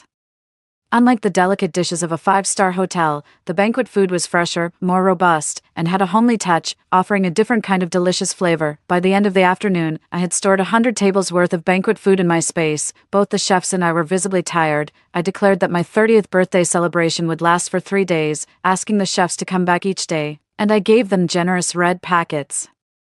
Once the security company notified me that they were finished, I returned to my apartment complex, which I hadn't visited for half a month. After thoroughly inspecting everything inside and out, I was very satisfied. My small villa looked unchanged from the outside, but it had been transformed into an incredibly strong fortress. I also secretly had the security company's staff install surveillance in Jason's family's home in the same complex. I was curious to see how they would manage without my resources. Satisfied with the inspection, I was in a good mood and noticed that the supermarket downstairs had stocked my favorite cumin lamb chops and cherries. I happily bought 2 large bags to take home. On my way home, I saw Jason's mother, Eleanor, chatting with several ladies in the community garden. The ladies all sported curly hair and wore pink scarves, except for Eleanor, who stood out without a scarf. But her loud voice made up for it, echoing throughout the community.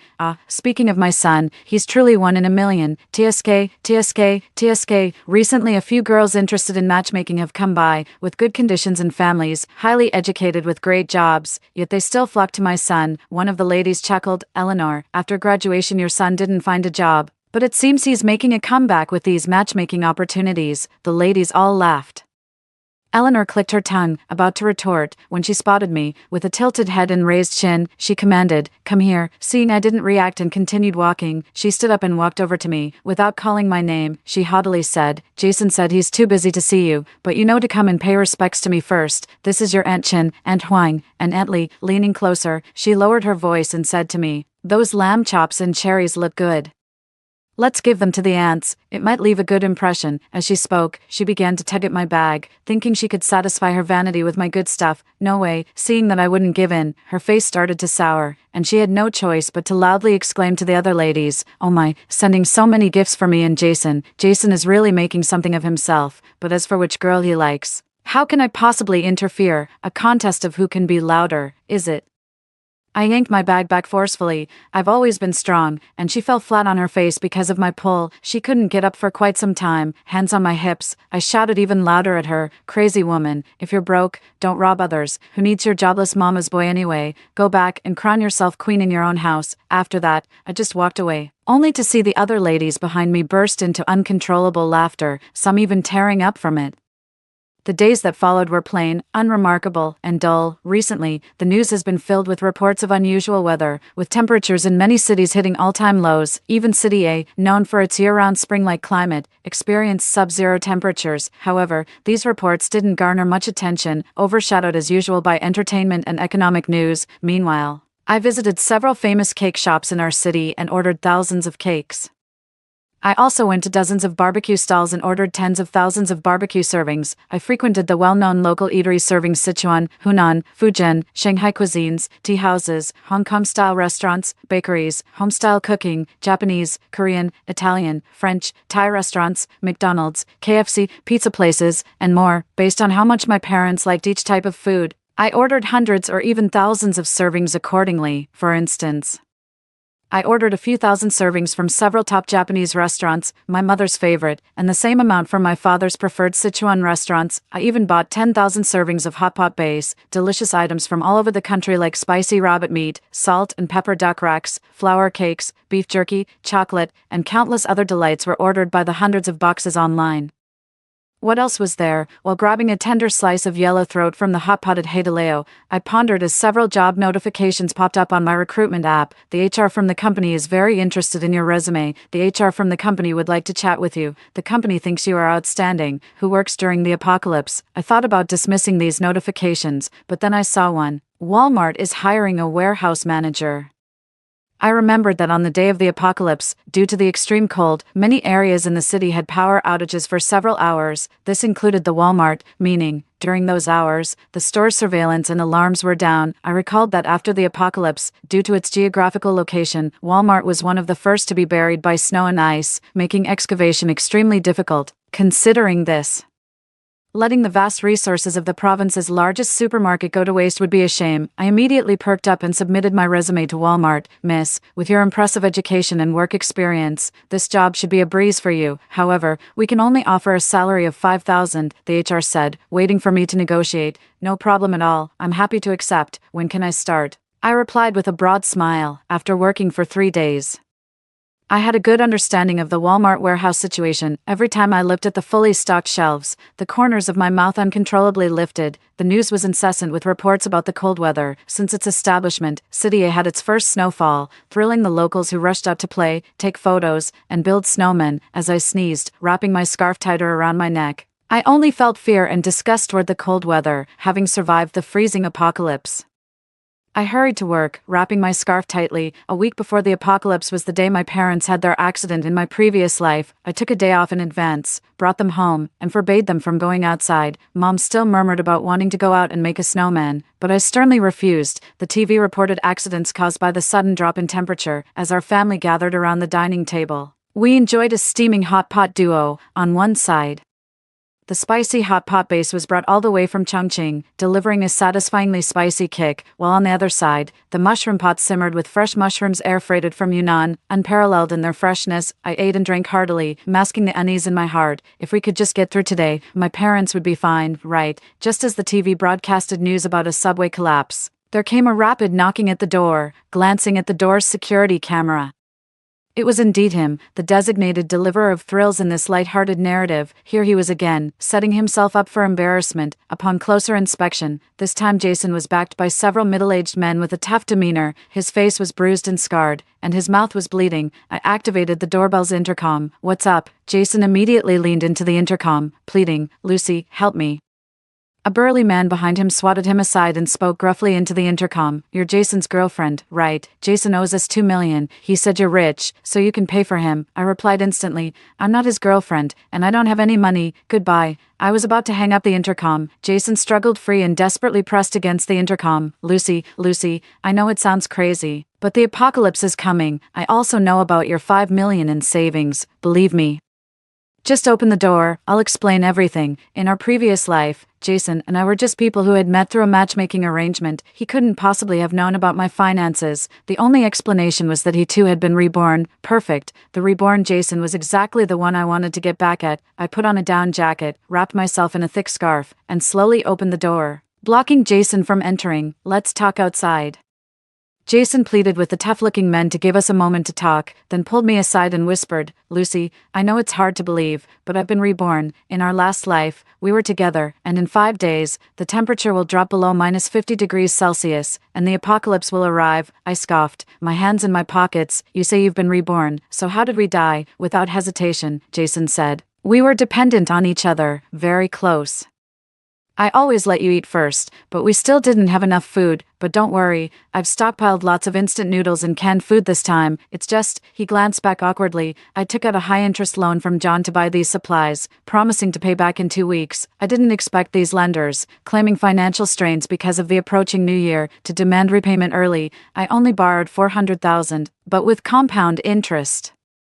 It ballooned to $2 million. Could you really expect these ruthless loan sharks to play by the rules? Lucy, help me. You have the money. I have the information. Otherwise, these people will kill me." I laughed and said, "All this talk about rebirth and apocalypse, it's just too far-fetched. I don't believe it." Then, I told the leader, "John, he's making all this up. I don't know him well, and I'm not dealing with his debts." At that moment, my parents also came out and said bluntly, "We don't know him." Close the door, ignoring Jason's desperate pleas. We shut the door. Through the camera, I saw Jason, terrified and in tears, kneeling down as John kicked him away, and the others began to mercilessly beat him. Just as my parents were about to ask me something, a commotion erupted in the neighborhood. We curiously walked to the window and saw a crowd gathered in the activity area. Our phones were buzzing non-stop. As I checked mine, the neighborhood WeChat group was buzzing with activity as well. Everyone was eagerly sharing gossip through texts, pictures, and videos. Eleanor was bragging to a few women in the neighborhood activity area about how glorious her life was when she was an official's wife, back when Jason's father was still alive 10 years ago. However, 2 WeChat users named Ordinary Life and Prosperous Bloom were simultaneously spilling the secrets about Jason's father in the group.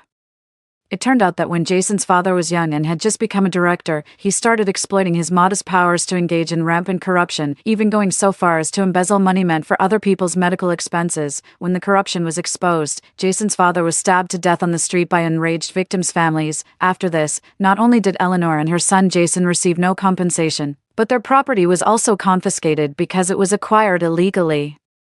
They were used to lavish spending and being flattered by everyone around them. With their bad reputation, once the scandal broke, it was like a tree falling and scattering. The monkeys, relatives, and friends turned their backs on them. Their lives fell from heaven to hell in an instant. As a housewife, Eleanor had no means to earn a living and could only survive on meager savings. Jason had developed an arrogant attitude.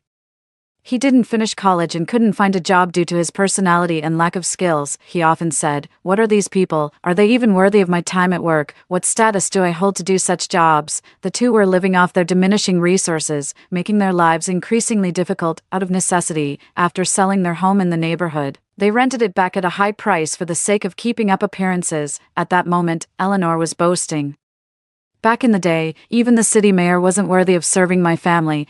It's almost New Year, he should be coming to my house to give gifts." Just then, a bruised and beaten Jason was thrown in front of her. Neighbors immediately gathered around to watch the drama unfold, and someone quickly shared the scene in the neighborhood group. Eleanor shrieked, "How dare you hit someone in a lawful society? I'm calling the police." John pointed at Jason and said, "Your son owes us $2 million.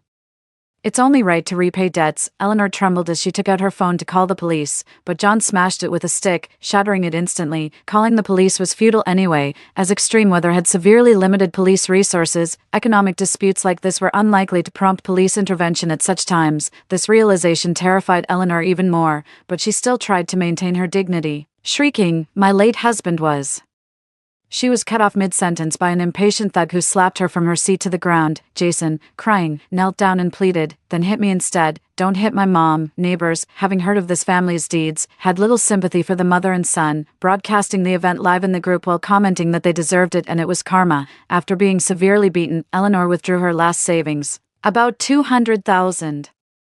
Which of course was far from enough to cover the debt. Loan sharks took whatever they could from Jason's home, including dozens of boxes of instant noodles and canned food, before cursively leaving with a parting shot. "This is just the interest. We'll come back for the rest tomorrow." Eleanor, holding her knees, sobbed uncontrollably, ignoring Jason beside her. Meanwhile, I savored another big bowl of mushroom soup with rice as I followed the gossip. The next day, anticipating a slight warm-up, I contacted a moving company to bring my parents' belongings over for an extended New Year stay. Storing luggage and furniture in my special storage space was done in an instant, but I didn't want anyone to know before the apocalypse. The following day, I also went to the market to buy various vegetable seeds, nutritious soil, fertilizers, gardening tools, 6 pheasants, and 6 grass carp. I even ran to dozens of pharmacies across the city, buying up as much medicine as I could. After all, stored in my special space, there's no expiration date to worry about. I also stockpiled several thousand tons of drinking water. Considering the importance of mental nourishment, I purchased several hundred hard drives and downloaded a wide array of materials including classic world literature, novels, popular science, psychology, computer science, agriculture, medical science, nutrition books,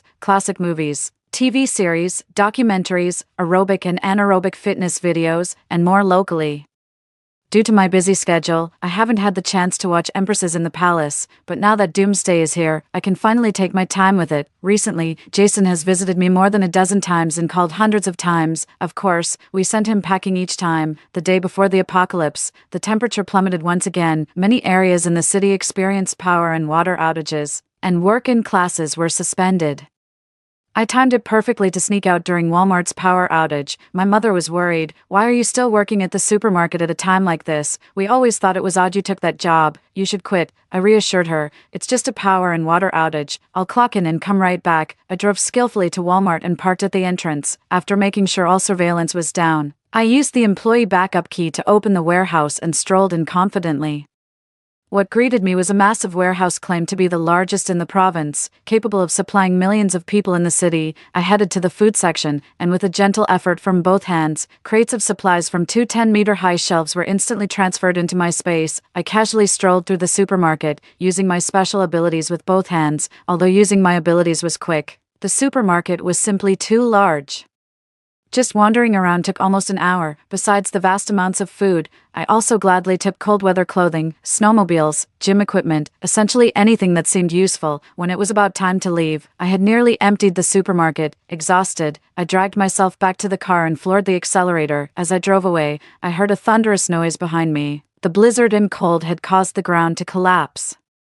The area around Walmart would soon be buried under snow and ice. I sped up to 150 km/h and safely made it back to my neighborhood. As I parked, I saw Jason and Audrey, hand in hand just like before the apocalypse, appearing in the neighborhood with several bags of luggage. Audrey was pouting. "Didn't you say we were staying in a villa? How am I supposed to live in just one room?" Indeed, Jason and his family had planned to stay in my small villa. Jason awkwardly looked away, and then a loud, brash voice thundered from behind me. "Yo, Audrey's here." Eleanor, limping from an injury a few days ago, walked past me as if I were invisible. She warmly took Audrey's hand. "Audrey, I heard your rented place lost power. Auntie has been looking forward to you staying with us. Our families have been friends forever. Jason's dad always liked you. If you ask me, you are the daughter-in-law of my dreams." She looked at me smugly as she spoke, then she loudly exclaimed, "Not like those other women he meets outside." Indeed, Audrey and Jason's families were old friends, from what I knew before I was reborn. Not long after Jason's father was killed in the street, Audrey's father was jailed for corruption. I couldn't be bothered with these crazy relatives. Having overused my abilities, I was both hungry and tired and just wanted to go home. But Jason, seeing me, hurried over and grabbed my hand. Lucy, I shook him off impatiently. Get your dirty hands off me. Jason cautiously put his hands in his pockets. Lucy, in our past lives, we were boyfriend and girlfriend. It's okay if you don't remember. I know you like me now. How about the three of us move into your place? I was speechless and instead laughed. Why should you move into my place? Jason looked behind, smirked confidently, and said, don't be jealous of Audrey. I only see her as a sister. My mom might be tough on the outside, but she's soft on the inside. You'll like her once you get to know her. I couldn't listen anymore and just wanted to leave, but Jason kept pulling at me. Audrey wants to have a French dinner. Please treat us. You know, all my money's been taken by loan sharks. We're all family now. I was about to curse at him when my parents rushed out of the house, pointing at Jason's family. They said firmly, stop bothering our daughter. Or don't blame us for being rude. I was touched and patted my parents, saying, it's okay, let's go home. As we turned to head home, we could still hear Eleanor cursing loudly behind us. I never liked your family to begin with. The current bureau chief once told me, sister-in-law, I'll always be at your service. Some of the neighborhood aunties, just back from the supermarket, watched for a while and couldn't help but laugh.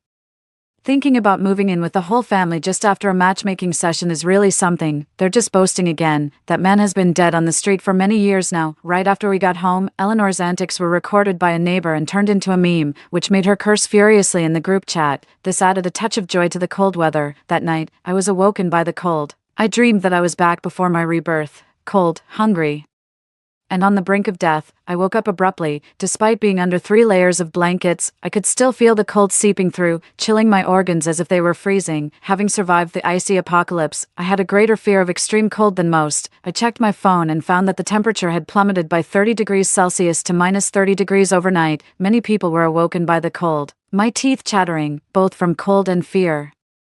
I hurriedly turned on the heating for the whole house. As the temperature inside gradually increased, I felt waves of warmth enveloping my body, soothing the chilling fear. For someone who had endured months of bitter cold during the ice apocalypse, nothing could bring more happiness than warmth. In this warmth, sleepiness overcame me again, and I drifted off contentedly. Baby, stop sleeping. Everyone's saying the temperature has dropped to minus 50 degrees Celsius.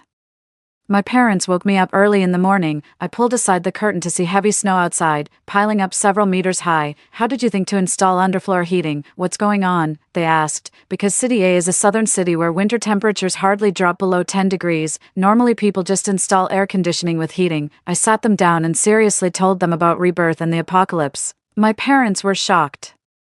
After they had somewhat digested the information, I showed them my space-manipulating abilities, which amazed them even more. But after understanding everything, my mom felt much relieved. Seeing all the food in the kitchen, I was worried we could only last a few weeks. With your ability, I really feel much more at ease. I nodded. Plus the supplies we got from Walmart. Our family of 3 can eat freely for many generations. My parents showed a relieved expression after a while. My dad added, we must keep this a secret from outsiders. It could bring trouble. I nodded vigorously. Before my rebirth, it was these neighbors who stole my food, especially Jason and Eleanor. We must be very careful this time. I then showed them the house's security features, and they praised me for being well prepared. I held their hands tightly. This time, our family must make it through. In the morning, none of us felt like cooking. So I demonstrated how I could pull various meals out of my space, letting my parents choose, whether it was a Western brunch, McDonald's, or KFC breakfast, soy milk with fried dough sticks, or plain porridge with side dishes. It was all available. In the end, my mom chose Cantonese dim sum, which I had ordered 10,000 portions from the city's most famous tea house. I took out 1 portion, and there were still 999 left. We enjoyed hot rice noodle rolls, radish cakes, shrimp dumplings, chicken feet, glutinous rice chicken, red rice sausages, and barbecue pork buns, accompanied by a pot of tea. The TV broadcasted news, reporting that extreme cold weather had hit globally. The minus 50 degrees Celsius in City A was relatively mild. Other places were even colder. Global transportation was paralyzed, as roads were buried under snow. This meant that people could no longer go out to find food. In the community chat group, people expressed their concerns. Some optimistically thought the extreme weather would pass quickly, others were happy about not having to go to school or work, and some pessimistically thought it was the end of the world. Of course, the optimists were in the majority. 5 days later, looking out the window, the snow had piled up thick outside and was still falling. Most residents had run out of food supplies, and amidst the severe cold and hunger, they awaited rescue that seemed never to arrive.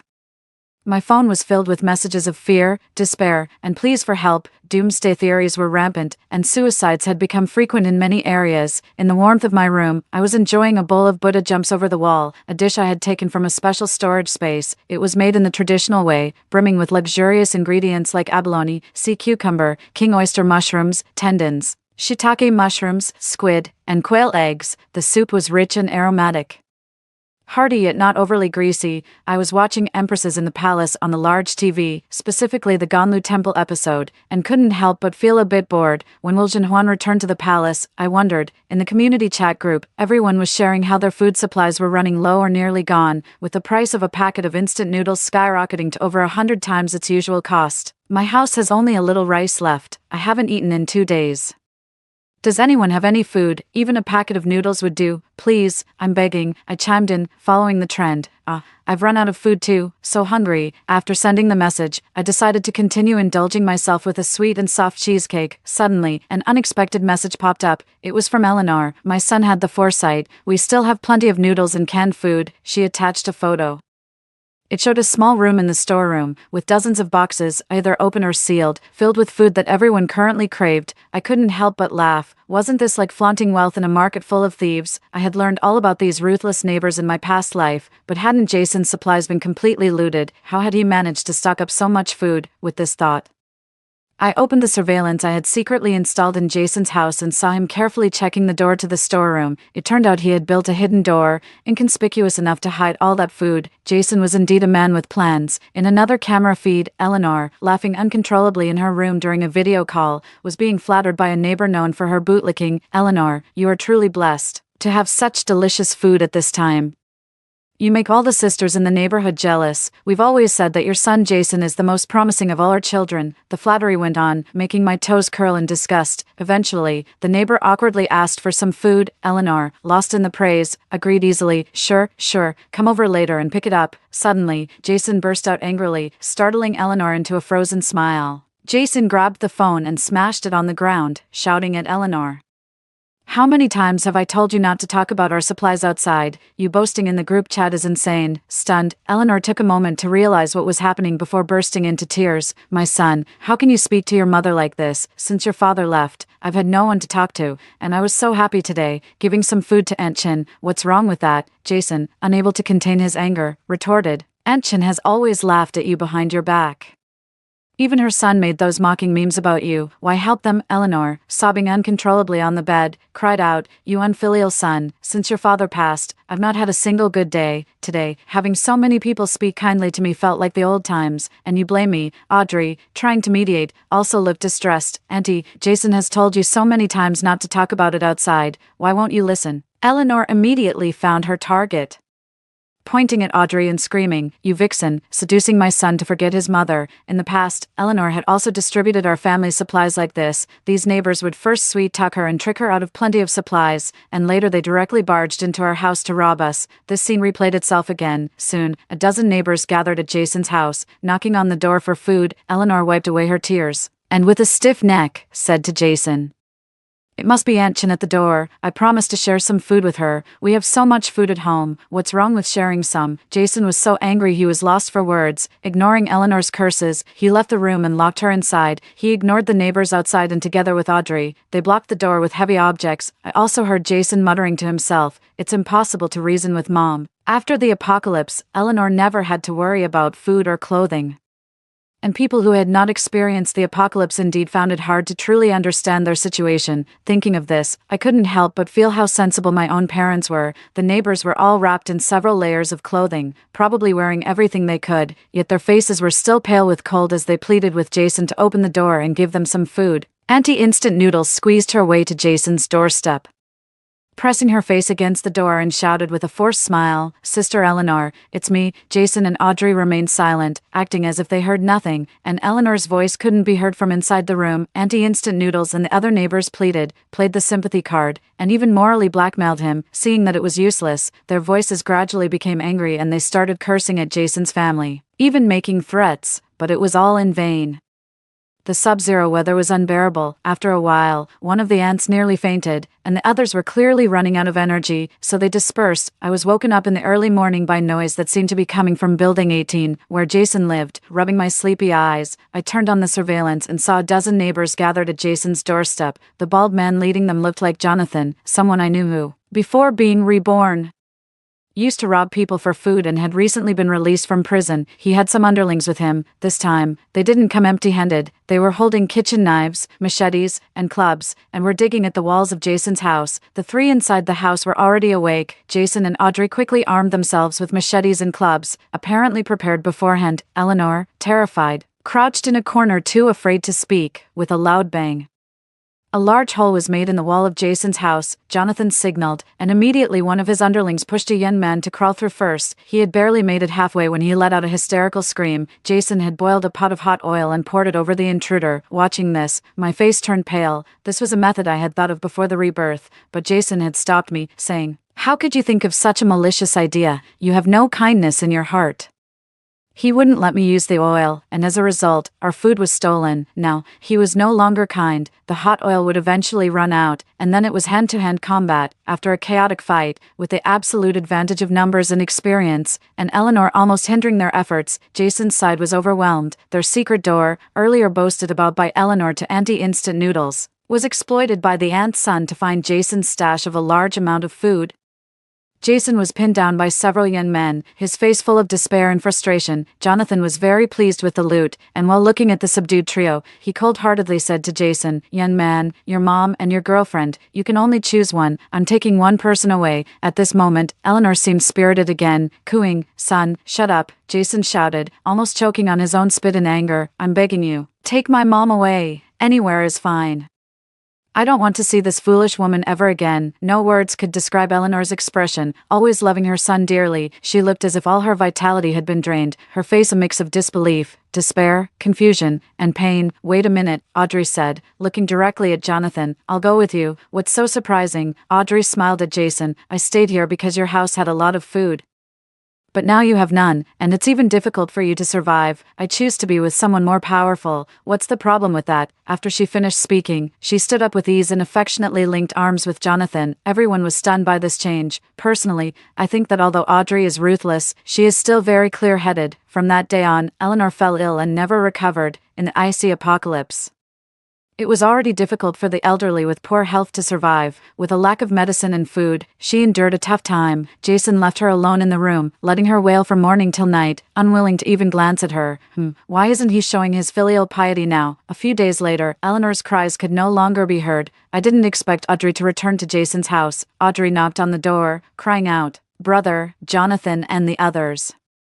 They bullied me and abandoned me again. I've come back to you. Can you please open the door?" I saw that after Eleanor's death, a spark finally appeared in Jason's dull eyes. He got up to open the door without much hesitation. He looked at Audrey, his eyes reddened and lips trembling, about to embrace her. Then Jonathan, along with a few of his men, ambushed from behind the door. They pinned Jason down firmly, and, just like what happened to me before the rebirth, they took axes and kitchen knives and began chopping at him. Audrey giggled. "Can you leave the legs for me? I haven't had meat in so long." I didn't want to witness such a bloody scene, so I immediately turned off the surveillance. Later on, even Audrey and Jonathan didn't survive the winter, and slowly, there were no signs of living people in the community. Of course, when the snow began to melt slightly, many went out in search of new life. During this time, to my surprise, my parents both awakened their own special abilities. My mother's ability turned out to be transforming into a giant, tank-like shield of flesh, and my father's was much more elegant. He possessed abilities related to ice and snow magic. Later, we learned that all over, individuals with special abilities emerged, and ordinary people without such abilities became rare during the icy apocalypse. We also left the home where we had been hiding for a long time, to meet the outside world.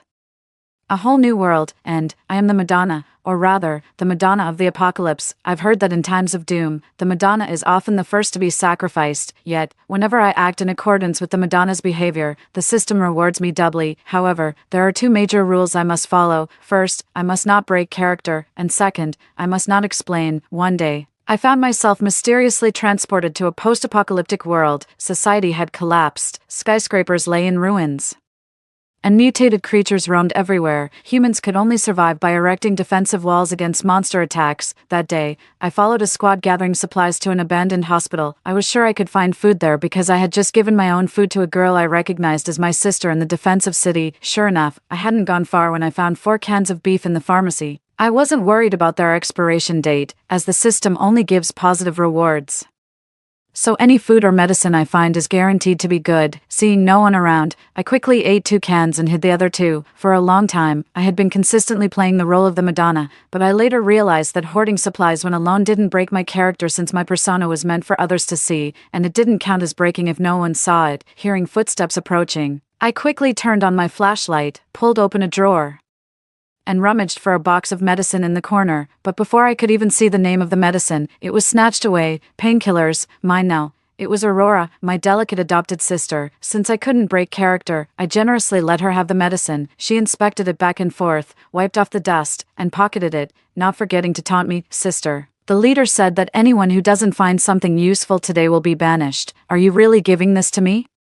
"It's okay, you take it," I said. Honestly, I was more than happy to give it to her. I even wanted to give her the 2 cans of beef, but this was a hospital, and if I carelessly produced something so obviously unreasonable, they would surely accuse me of hoarding supplies. The penalty for hoarding supplies was severe, involving whipping, and repeat offenders would be exiled beyond the defensive walls. In this lawless, power-centralized apocalypse, each defensive wall's leader was like a tyrant with absolute control over their territory. Ignoring Aurora's mockery, I bypassed her and searched another room. Why did I consider Aurora my sister? Because although foolish, she was undeniably beautiful. She was the leader's lover and favored by him. By ingratiating myself with her, my residence was not inspected. Moreover, this fool was always competing with me for resources. I had no choice but to give in. Whatever I wanted to gain double of, I had to. All it takes is a little provocation, and she'll immediately ask for it, even if she doesn't need it at all. Today, I casually walked into a room and effortlessly found 3 vials of antibiotics with a syringe next to them. Just as I was appreciating how considerate the system was, it was time to gather. After smudging a bit of dirt on the antibiotics, I returned inside the defense wall with everyone. We were lucky today. We didn't encounter any mutated monsters, but sometimes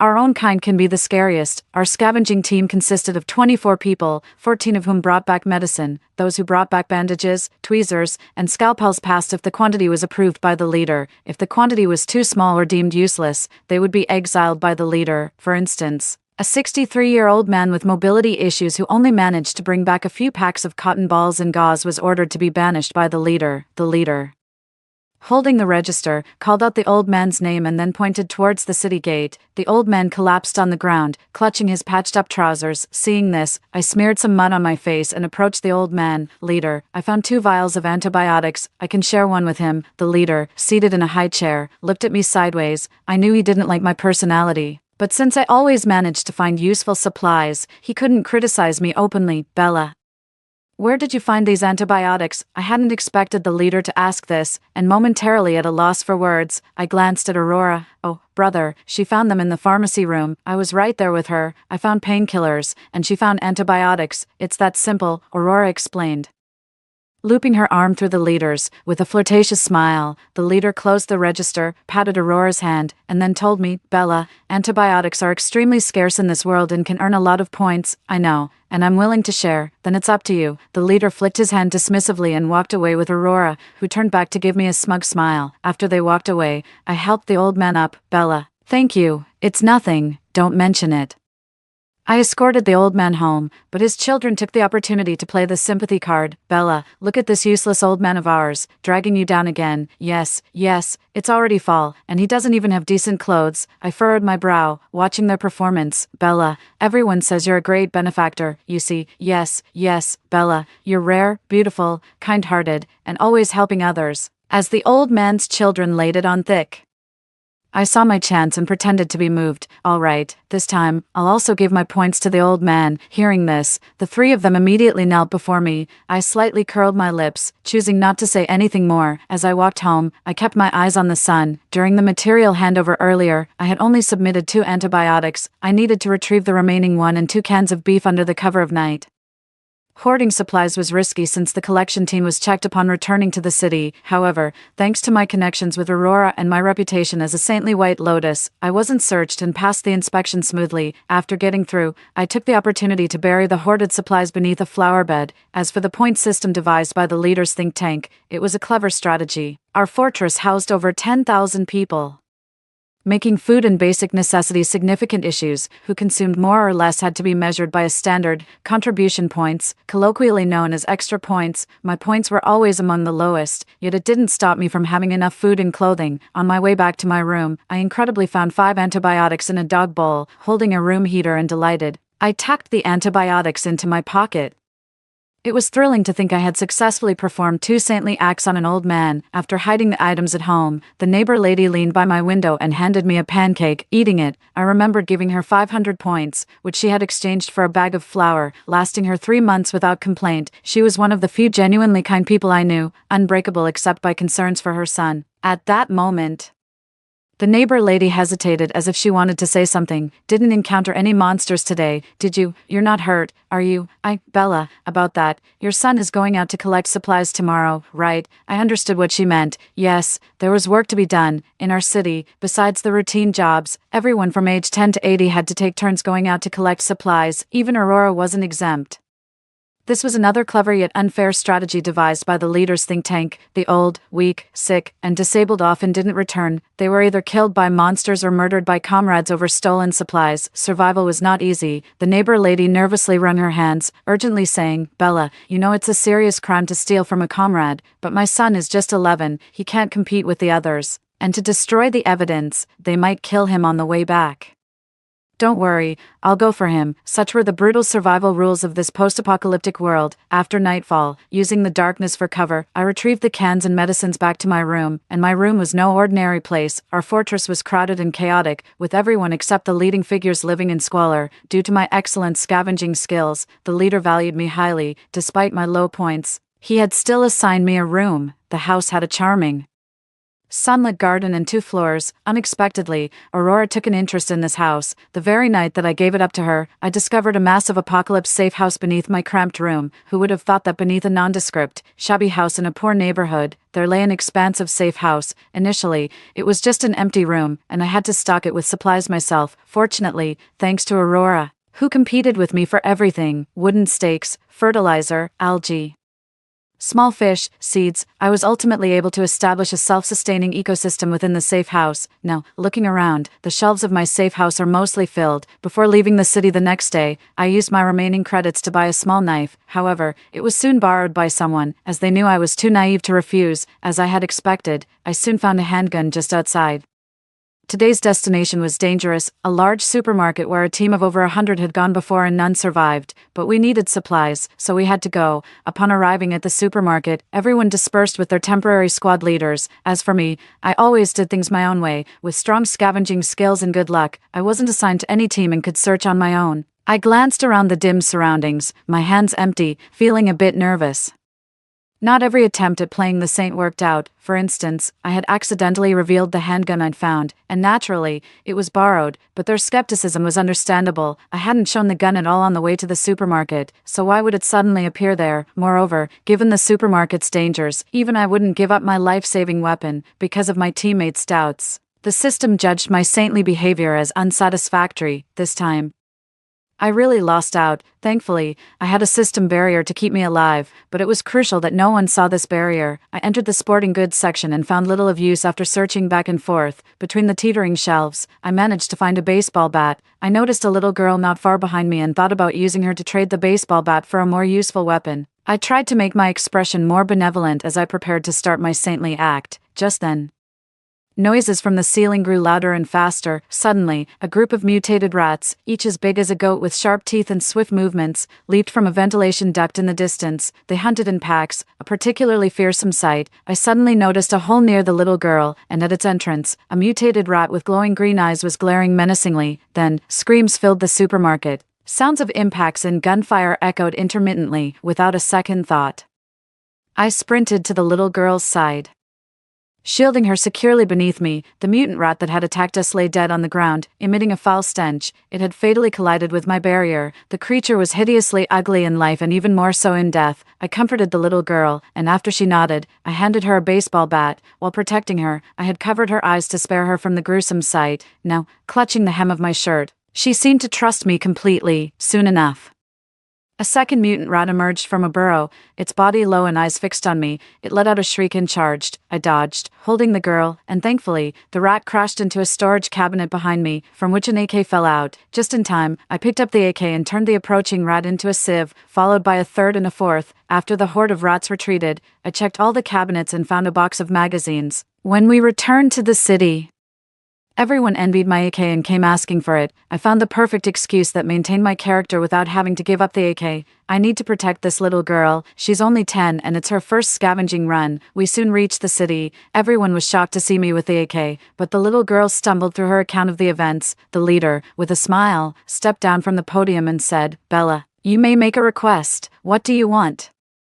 Looking at the little girl still clinging to my shirt, I stroked her head and said, "I have no demands, just let me handle all her future scavenging tasks." Everyone reacted in a way that fit their characters, some with disdain, some with doubt, some with disdain, and some with shock. In the end, the leader awarded me 3,000 points, unsurprisingly. I used the reason of comforting the little girl to give 2,500 to her family. They were very grateful, thanking me profusely. As I walked home, I could find a brand new oxygen generator just by rummaging through a trash can. Once home, I sealed the doors and windows and went down to the safety of my underground shelter. Along the way, I wondered why I hadn't received my reward for substituting for the neighbor's child. Puzzled, I looked at the safe house's keypad. It turned out the system had upgraded my security level. My safe house now featured biometric recognition, accessible only to me and those I authorized. Life in the safe house was comfortable and pleasant. Outside, people fought over a ragged coat hung in the alley, while I used 5 silk quilts as mattress pads. At that moment, the roast duck was ready in the oven, and I was about to enjoy it, wearing gloves. Ding, ding, the system alarm went off inappropriately, signaling that enemies were approaching.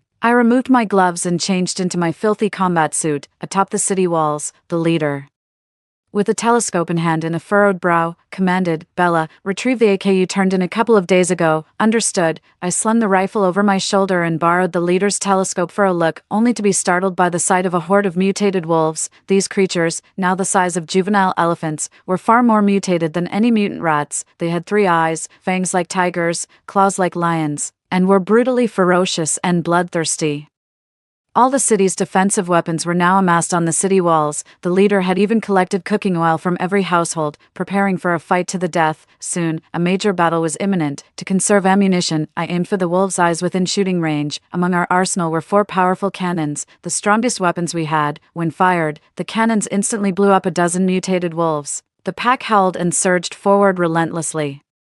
Despite the sheer number of wolves, even after our cannon ammo was depleted, they did not cease their assault. The wolves began to pile up, seemingly trying to climb the walls. The leader made a swift decision to order the oil to be ignited. Soon, the wolves clinging to the walls were set ablaze. Just when we thought the tide had turned, the wolves launched a full-scale attack. Reports of ammunition depletion kept coming, and the most aggressive wolf was now only 3 meters away. The leader, initially wielding a long sword, now dropped it to the ground. He sat on the steps, cradling his head in despair. "Bella, if you can, shoot me when they break through." Clutching my AK, which still had about a dozen rounds left, I glanced at my home in the slums. With the AK and the system barrier, I should be able to escape back to the safe house. I was about to flee when suddenly someone excitedly shouted, "Leader, look, the wolves are retreating." I lay on the wall, and only after confirming the wolves' retreat did I lean back on a pillar, relieved. The feeling of surviving such an ordeal was so intense it made me feel faint-hearted. The leader kept watching through the telescope as the mutated wolves retreated. "The monsters have run far away." Hearing the leader say the monsters had distanced themselves, everyone finally relaxed their tense nerves. The distance was so great that even the telescope couldn't spot them anymore. Everyone exchanged smiles and sat on the steps to rest. The wind carried a strange scent, fluttering the leader's homemade flag, telling a story of a narrow escape from death. Suddenly, someone knocked on the defensive gate below the city wall. This unexpected sound startled everyone, their faces pale as they tensed up once again. The city walls and the gate, both made of brick and stone, looked identical. However, for the sake of clarity, A large character 4 gate was painted on the city gate to distinguish it from the wall. From the perspective of the mutated creatures, the city wall and gate appeared exactly the same. No one but humans could ring the bell at the city gate marked with the word door. Thinking of this, I said softly, "They are humans, let them in." However, my light remark was met with curses from everyone. "Are you crazy? The wolves just left." "Bella, are you out of your mind? They're clearly strangers." "No squad went out today, even if they were our own. We shouldn't open the gate. Martyrdom now, of all times, will only get us killed." I've always found her pretentious, always putting on airs. Under the strain, my words made everyone irritable. Ignoring the insults thrown at me, I went to the gate on my own and began to open the stone door. Because of my role, I couldn't falter. I had to let the survivors outside come in. As I descended from the city wall, everyone clenched their fists and glared at me. One of them even raised a gun and ordered me to close the gate. "God damn it, lower the stone door now." The leader stared at me intensely but did not stop the infighting among his subordinates. The man with the gun had already released the safety and began to aim at me. The others also silently raised their weapons, pointing them at me. Suddenly, a pistol misfired, striking near my feet. I dropped my gun and abandoned those impractical thoughts, ready to plead with my companions. "Stop arguing. We are humans, just 2 of us, and the wolves have retreated." The standoff had been tense, but this voice was so unexpected that it left everyone too scared to move. The voice came from a man outside the stone door, which was only open a sliver, wide enough to show 4 feet, clearly 2 people. The leader lifted the gate but did not say to keep it closed. As the stone door opened further, the full figures of the men became visible to everyone. People snapped out of their daze, and in an instant, a dozen guns were aimed at the 2 outsiders. Seeing this, the 2 men immediately raised their hands in surrender, saying, "We helped you drive away the wolves." Hearing this, everyone was dumbstruck and at a loss for words. However, the leader gestured for them to come in and said, "Let's talk inside." Ultimately, thanks to my insistence, 2 dusty and unkempt men entered our fortified city. The leader straightened up and asked the 2 men, "The wolf pack you dispersed, what do you mean by that?" One of the men, somewhat cleaner than the other, pulled out a black glass bottle and explained, "This contains pheromones, a type of chemical weapon. If used upwind, a few bottles can disperse weaker mutant beasts. They are extracted from mutant lions and can suppress many types of beasts." "I see. How many bottles did you bring?" 10 bottles. We just used 4. The leader reached out his hand and said, "Hand them over." After the man handed over all the pheromones, he respectfully stepped back to his original place. The leader examined the potion, sniffing it vigorously, and seemed to consider the sudden retreat of the mutant wolves. His mood instantly lifted, treating the potion like a treasure. He securely placed it in a box. After finishing up, he returned to the central city area, leaving behind a crowd of people looking bewildered at each other. "What should we do with these 2 men? Let's leave them to Mother Bella. It's her problem. Let's go." In the end, I had no choice but to take the 2 strangers home with me, but I couldn't shake the feeling that their gazes were somewhat odd. When we got home, I offered them 2 old, rickety stools. "What are your names?" The cleaner-looking man answered first. "I'm Joseph," the other said. "I'm Julian." I nodded, accidentally noticing their grimy bundles. Hearing their stomachs growl, and feeling hungry myself, I went next door to borrow 3 meals from the elder sister. I ate my humble meal in front of them, pretending it was fine, but inside I craved the exquisite tastes of the food I had underground, making a sad attempt at eating. Joseph quietly ate his flatbread and wild vegetable soup, calm and unhurried, not seeming like someone who had been deprived of proper meals for a long time. Julian, on the other hand, fiddled with his food just like I did, looking around without much appetite. "This place is pretty shabby, isn't it?" Julian remarked. "Julian, shut up and eat," Joseph chided. I waved it off. "It's okay, it really is shabby." After dinner, Joseph and Julian asked me some bizarre questions. I didn't answer seriously, my mind was elsewhere. Eventually, I bluntly stated that the place was too small for 3 people and it wasn't proper for men and women to live together, but they shockingly refused to leave. At one point, I even felt they might have had ulterior motives towards me. Indeed, I am quite attractive, which is probably why Aurora always targets me. Now, since they didn't understand my hints, and my personal principles wouldn't allow me to turn them away, I simply made the bed wider and let them stay for the night. After laying out the bedding, I was about to leave when Joseph suddenly grabbed my hand. "Where are you going? If it's too much trouble, you take the bed." I doubted my eyes. I saw a look of concern in the face of a man I had only known for a few hours. "No, I'm just going out for a bit. I'll be back later." Chasing the 2 strangers out was one thing, but I was more concerned about the reward the system had given me for today's saintly act, which was truly thrilling. I walked and observed. Growing increasingly frantic, no supplies to be found anywhere, which was unusual. Could it be another upgrade at the safe house? Since there were outsiders present, I couldn't check my reward yet, so I had to return home reluctantly, but as soon as I arrived, I was infuriated by the scene before me. The floor was wet, steam rose from the pot, the water tank was empty, and the coal was nearly gone. You actually used the coal I was saving to give to someone else. And that water was for drinking, not for you to wash. Wait a minute, could the two handsome guys in front of me really be those two scruffy men from earlier? Julian paused from drying his hair and looked at me innocently. Joseph took a cup, thoroughly washed it several times, filled it with hot water, and handed it to me, saying, "Don't be mad, it wasn't on purpose." I took the cup, waved my hand dismissively, and let it go. In this post-apocalyptic world, coal and purified water are crucial resources, essential for maintaining my Madonna image. Trading a piece of coal could get you a bottle of oil, and a bottle of water could fetch a bucket of water. Over time, this has allowed my safe house to become ever more stocked. Even though it wasn't cold, I still sat by the stove to warm up by the fire. Julian came over and started ranting about the rules and order of our defensive city. And that leader, we only pretended to respect him because he's so petty. Joseph coughed twice, interrupting Julian as he was getting more agitated. He topped up my cup with hot water and came to sit next to me. He spoke frankly, saying that coal is essentially just thermal energy. It's inefficient when burned and could be replaced by cleaner alternatives, like solar, wind, or tidal energy. As for pure water, it could be produced by purifying groundwater or seawater, or even by burning hydrogen.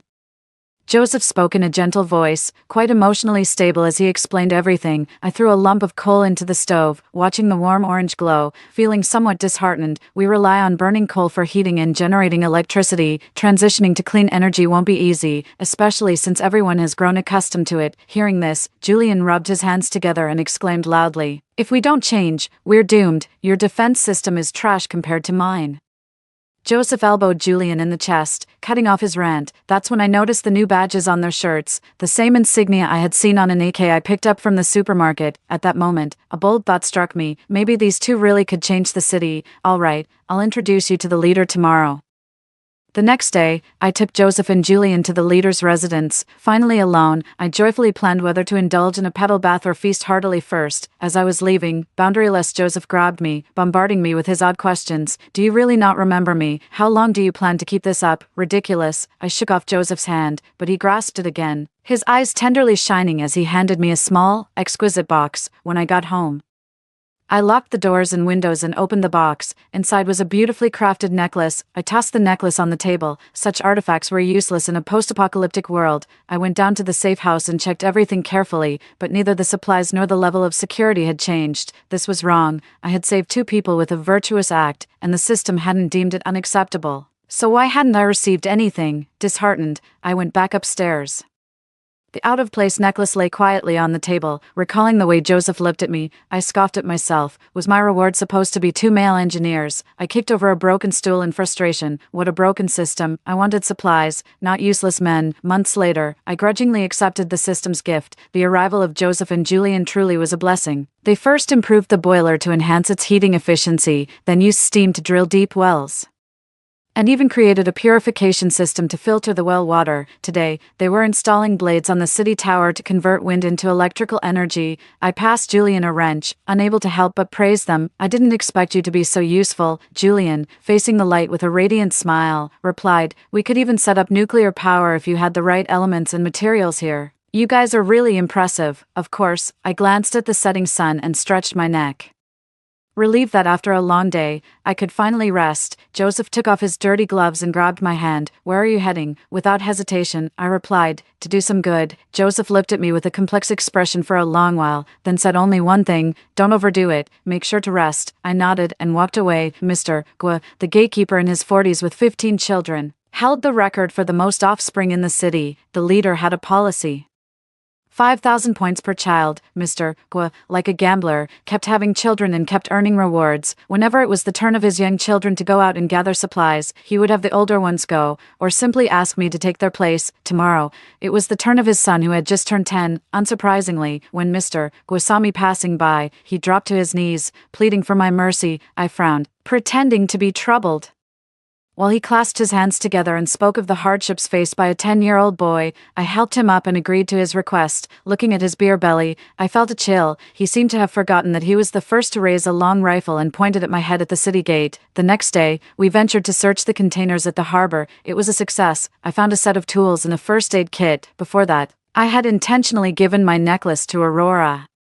I hid the first aid kit all over my body and handed over the toolbox. Due to the changes in the defense of the city, the leader was pleased. At night, he lit a bonfire and danced with a few beauties. The frozen meat sizzled under the flames. Joseph, holding a chicken wing sprinkled with salt, offered it to me, but I frowned and didn't take it. Bella, what's wrong? Lighting a fire at night is very dangerous. Julian, holding a beer, scoffed. It's just that your defense city is too primitive.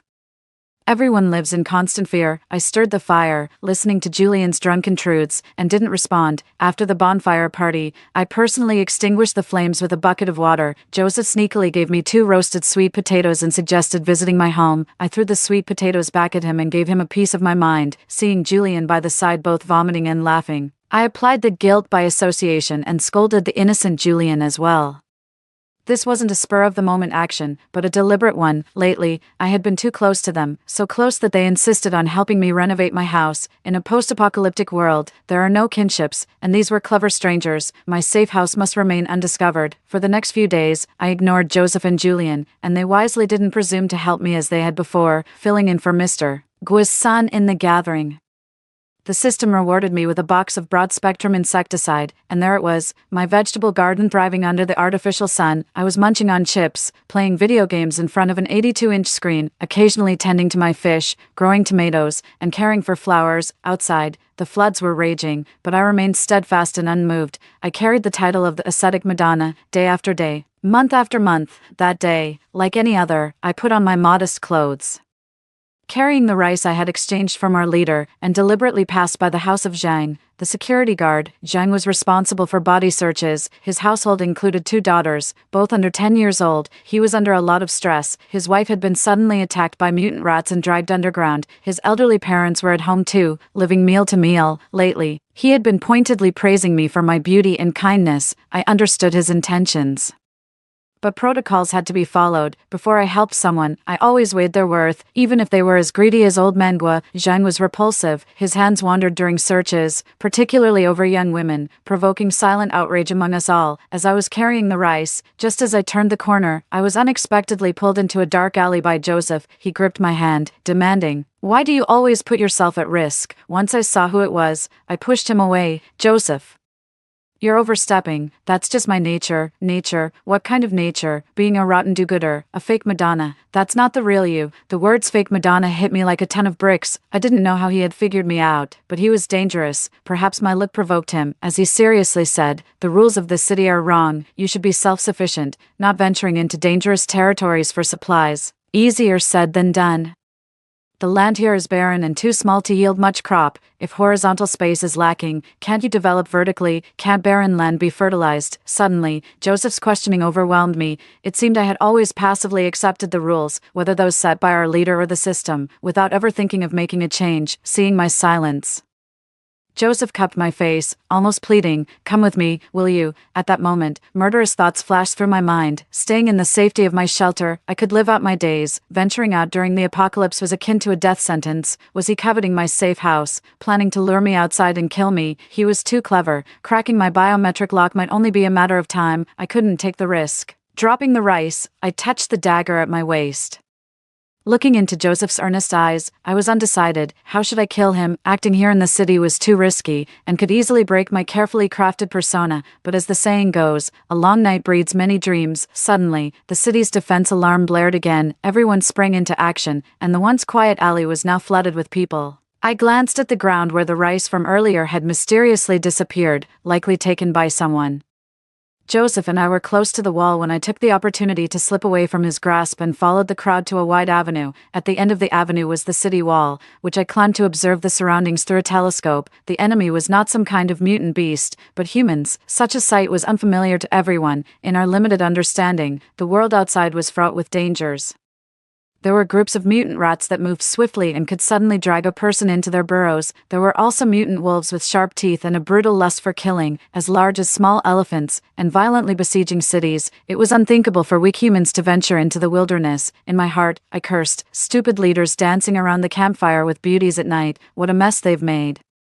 I left the watchtower and watched from afar the situation at the city gates. After surviving a previous disaster, I had become particularly cautious about my life. While the system barrier was one thing, I was mainly afraid of being captured by the enemy for research. The battle was imminent, and the enemy managed to breach our stone-built city gates with just a few tanks. However, I didn't know much about the subsequent battle, only that it wasn't very fierce, as I didn't hear any human screams. I hid in a safe house, setting the defense level to the highest, and after a series of irregular tremors, the world returned to peace. Not daring to take any chances, I stayed in the safe house for a month. One day, unable to bear it any longer, I cautiously made my way to the surface, but to my surprise, there were no signs of war around. The only thing, there was a letter placed on the table. The letter was from Joseph, who claimed to be my fiancé. Explaining that he had been searching for me ever since I disappeared years ago, he informed me that both humans and monsters were evolving. Our defense city was of the lowest rank and could easily be destroyed. The invaders, belonging to a middle-tier defense city, could fight the most brutal monsters to a standstill. The place I used to live was a high-end defense city, no longer fearing threats from monsters, where everyone could live peacefully. His visit was intended to take me back home. He couldn't understand why I didn't recognize him, comforting himself with the thought that perhaps I had lost my memory, but indeed, I remembered nothing. I read the letter 3 times, making sure I didn't miss anything, before burning it to ashes. As I wandered around the city, acid rain began to fall from the sky. Usually, we detested the arrival of acid rain, but now, thanks to Joseph Julian's purifier, everyone happily collected rainwater with glass containers. Mutant rats that could burrow were hard to guard against. We could only patch up holes as we found them, but Joseph's method was to drive them to a certain place for capture, and then inject a virus specifically targeting rats into their bodies. His method proved effective as rats have a habit of gnawing on the bodies of their peers, so in recent months, the rat plague had gradually subsided. The elder sister from next door was very surprised to see me. She thought I had died. Touching the window that Joseph had repaired for me, I felt somewhat lost. My older sister talked a lot, but I just listened quietly without responding. At the safe house, music played while the air fryer emitted the tantalizing aroma of roast meat, and the automatic sprinkler system sprayed fresh water on schedule. I sat on a chair, indulging in a lavish dinner I had prepared for myself. Click, the door opened. A high-pitched voice of surprise exclaimed, "Oh my God, sister, you actually, Aurora." Upon seeing my safe house, stared wide-eyed and mouth agape, her expression an exaggerated caricature of shock. Initially, she was hopping around, inspecting everything energetically, but soon her excitement overwhelmed her, and she collapsed to the floor, momentarily at a loss for words. I helped her to a chair and spun a tale that she believed. She devoured the matsutake beefsteak, goose liver, and caviar, stomping her feet in excitement after she finished eating. I picked a fresh tomato and juiced it for her. After drinking the tomato juice I made, the juice dribbled down her chin, giving her a rather eerie look. She smiled at me, her expression shifting from satisfaction to greed, and her ability to speak returned. "You know, Bella, I'm not used to living with someone else." I held the knife tightly, its blade stained with the red juice of the tomato. I understood the underlying meaning of her words, my expression troubled. "Dear sister, why don't you live in my attic? It's quite nice, a small garden house. How about we swap?" she pleaded, her hands pressed together as if she was about to kneel and bow. I squinted and frowned. "Your neck, it looks very nice." "Huh, you mean the necklace? Here, you can have it back." She ripped off her necklace and threw it to me, and I reluctantly agreed to her request. Finally, under Aurora's supervision, I transferred the ownership of the safe house to her, taking advantage of the night. I took the necklace and went to a small building in the city center. This was previously Joseph's temporary residence. In the garage, there was a modified car he had left for me. Looking at the map Joseph left, I started the car without hesitation. My destination was that unknown, brilliant world. A month ago, Joseph had used female lion pheromones to lure a large group of mutant male lions in a strategic move to distract and relieve a siege. The brief tremor was caused by the charging group of male lions. Seeing the enemy's attack, the leader immediately activated a backup stone door, thus sparing the defensive city from disaster once more. But I had a feeling that this defensive city wouldn't withstand a third attack. Joseph had already left, rumored to have been captivated by the necklace Aurora wore around her neck. Frankly, I wasn't concerned about Joseph's feelings. What mattered to me was that everything he showed was characteristic of what a high-level defense city should possess. And holding this necklace, perhaps I could become the wife of a senior engineer, or maybe even more. Aurora was a part of my plan, my deliberate bait to let her discover my safe house. The car was equipped with a map, compass, and ample supplies. Ultimately, I paid an irreversible price for my curiosity and aspirations. I have no regrets, because once, when Julian was drunk, he inadvertently revealed crucial information. He mentioned that their Defense City's exploration team had rescued a gathering squad of over 100 people at a large supermarket, and those people came from a low-end Defense City. Everything matched up: the AKs found at the supermarket, the badge printed on their chests. I'm not an impulsive person, but I'm willing to take risks, and truly, I couldn't stand the loneliness. Living alone in the safe house for a month felt like an eternity, and I had a lot of time to think. The halo of the Holy Mother could indeed bring me multiplied rewards, but if this city became ruins, then to whom would I perform my Holy Mother deeds? Living underground, surviving through a recycling system for a lifetime, was not the life I wanted. Stepping out of my comfort zone was undoubtedly tough. On the first night alone, I was chased by mutated beasts. Thankfully, the car modified by Joseph was powerful enough to help me escape death. Throughout the journey, I braved the elements, using the marks on the map to avoid beast herds and towns as much as possible. Eventually, I lost the map and had to rely solely on memory and belief to repeatedly evade monster hunts. To avoid attacks, I chose a winding route. When I was about 100 kilometers from my destination, I ran out of gasoline, electricity, water, and food. I abandoned the car and proceeded on foot on a perilous path. Blood flowed from abrasions on my feet, which I had to cauterize with fire to avoid attracting beasts. For 4 days, I did not drink a drop of water, my mouth so dry it cracked. I dug around the base of a cactus, trying to extract some water. This was a high-stakes gamble. I gambled on the rewards under the Holy Mother halo. Since I had given up the perfect safe house in a Holy Mother manor to Aurora, what would I get in return? The answer was a high-end Defense City, finally. I collapsed at the entrance of the Defense City that existed in my dreams. It had a sturdier shell, more precise weapons, and more abundant resources, and I was to be the future lord of this Defense City. It turns out, the descendants of the city lords could awaken the apocalyptic Holy Mother super rewards system, but only those who dare to challenge the unknown, break through barriers, and strive to climb qualify to inherit it. We were stripped of our memories and sent to any city-state in the world, and I was the only one who came back alive. After gaining significant power, my Holy Mother system became ineffective, but immediately after, I was bound to the expansion system. I appointed Joseph as the Minister of Science and Julian as the Deputy Minister, urging them to vigorously pursue research. Additionally, I did not neglect the development of new agricultural and heavy industries. Everything was in service of war. I married Joseph, who knew and cared for me, braving dangers and trekking through mountains and rivers to find me, a man worthy of my trust. At night, he cried and told me many stories from our past, but strangely, I couldn't remember any of it. Later, I understood the reason. As a Doomsday City Lord, one must lock away their heart and love to reach further. How far? Of course. As far as planting our flag on the Defense City where I once lived. The reconnaissance drone showed that my good leader, because he obtained a safe house, he was overjoyed and celebrated with songs and dances. However, he had learned his lesson and did not light a bonfire this time. But, as I've said before, they absolutely cannot withstand a third attack. Kill.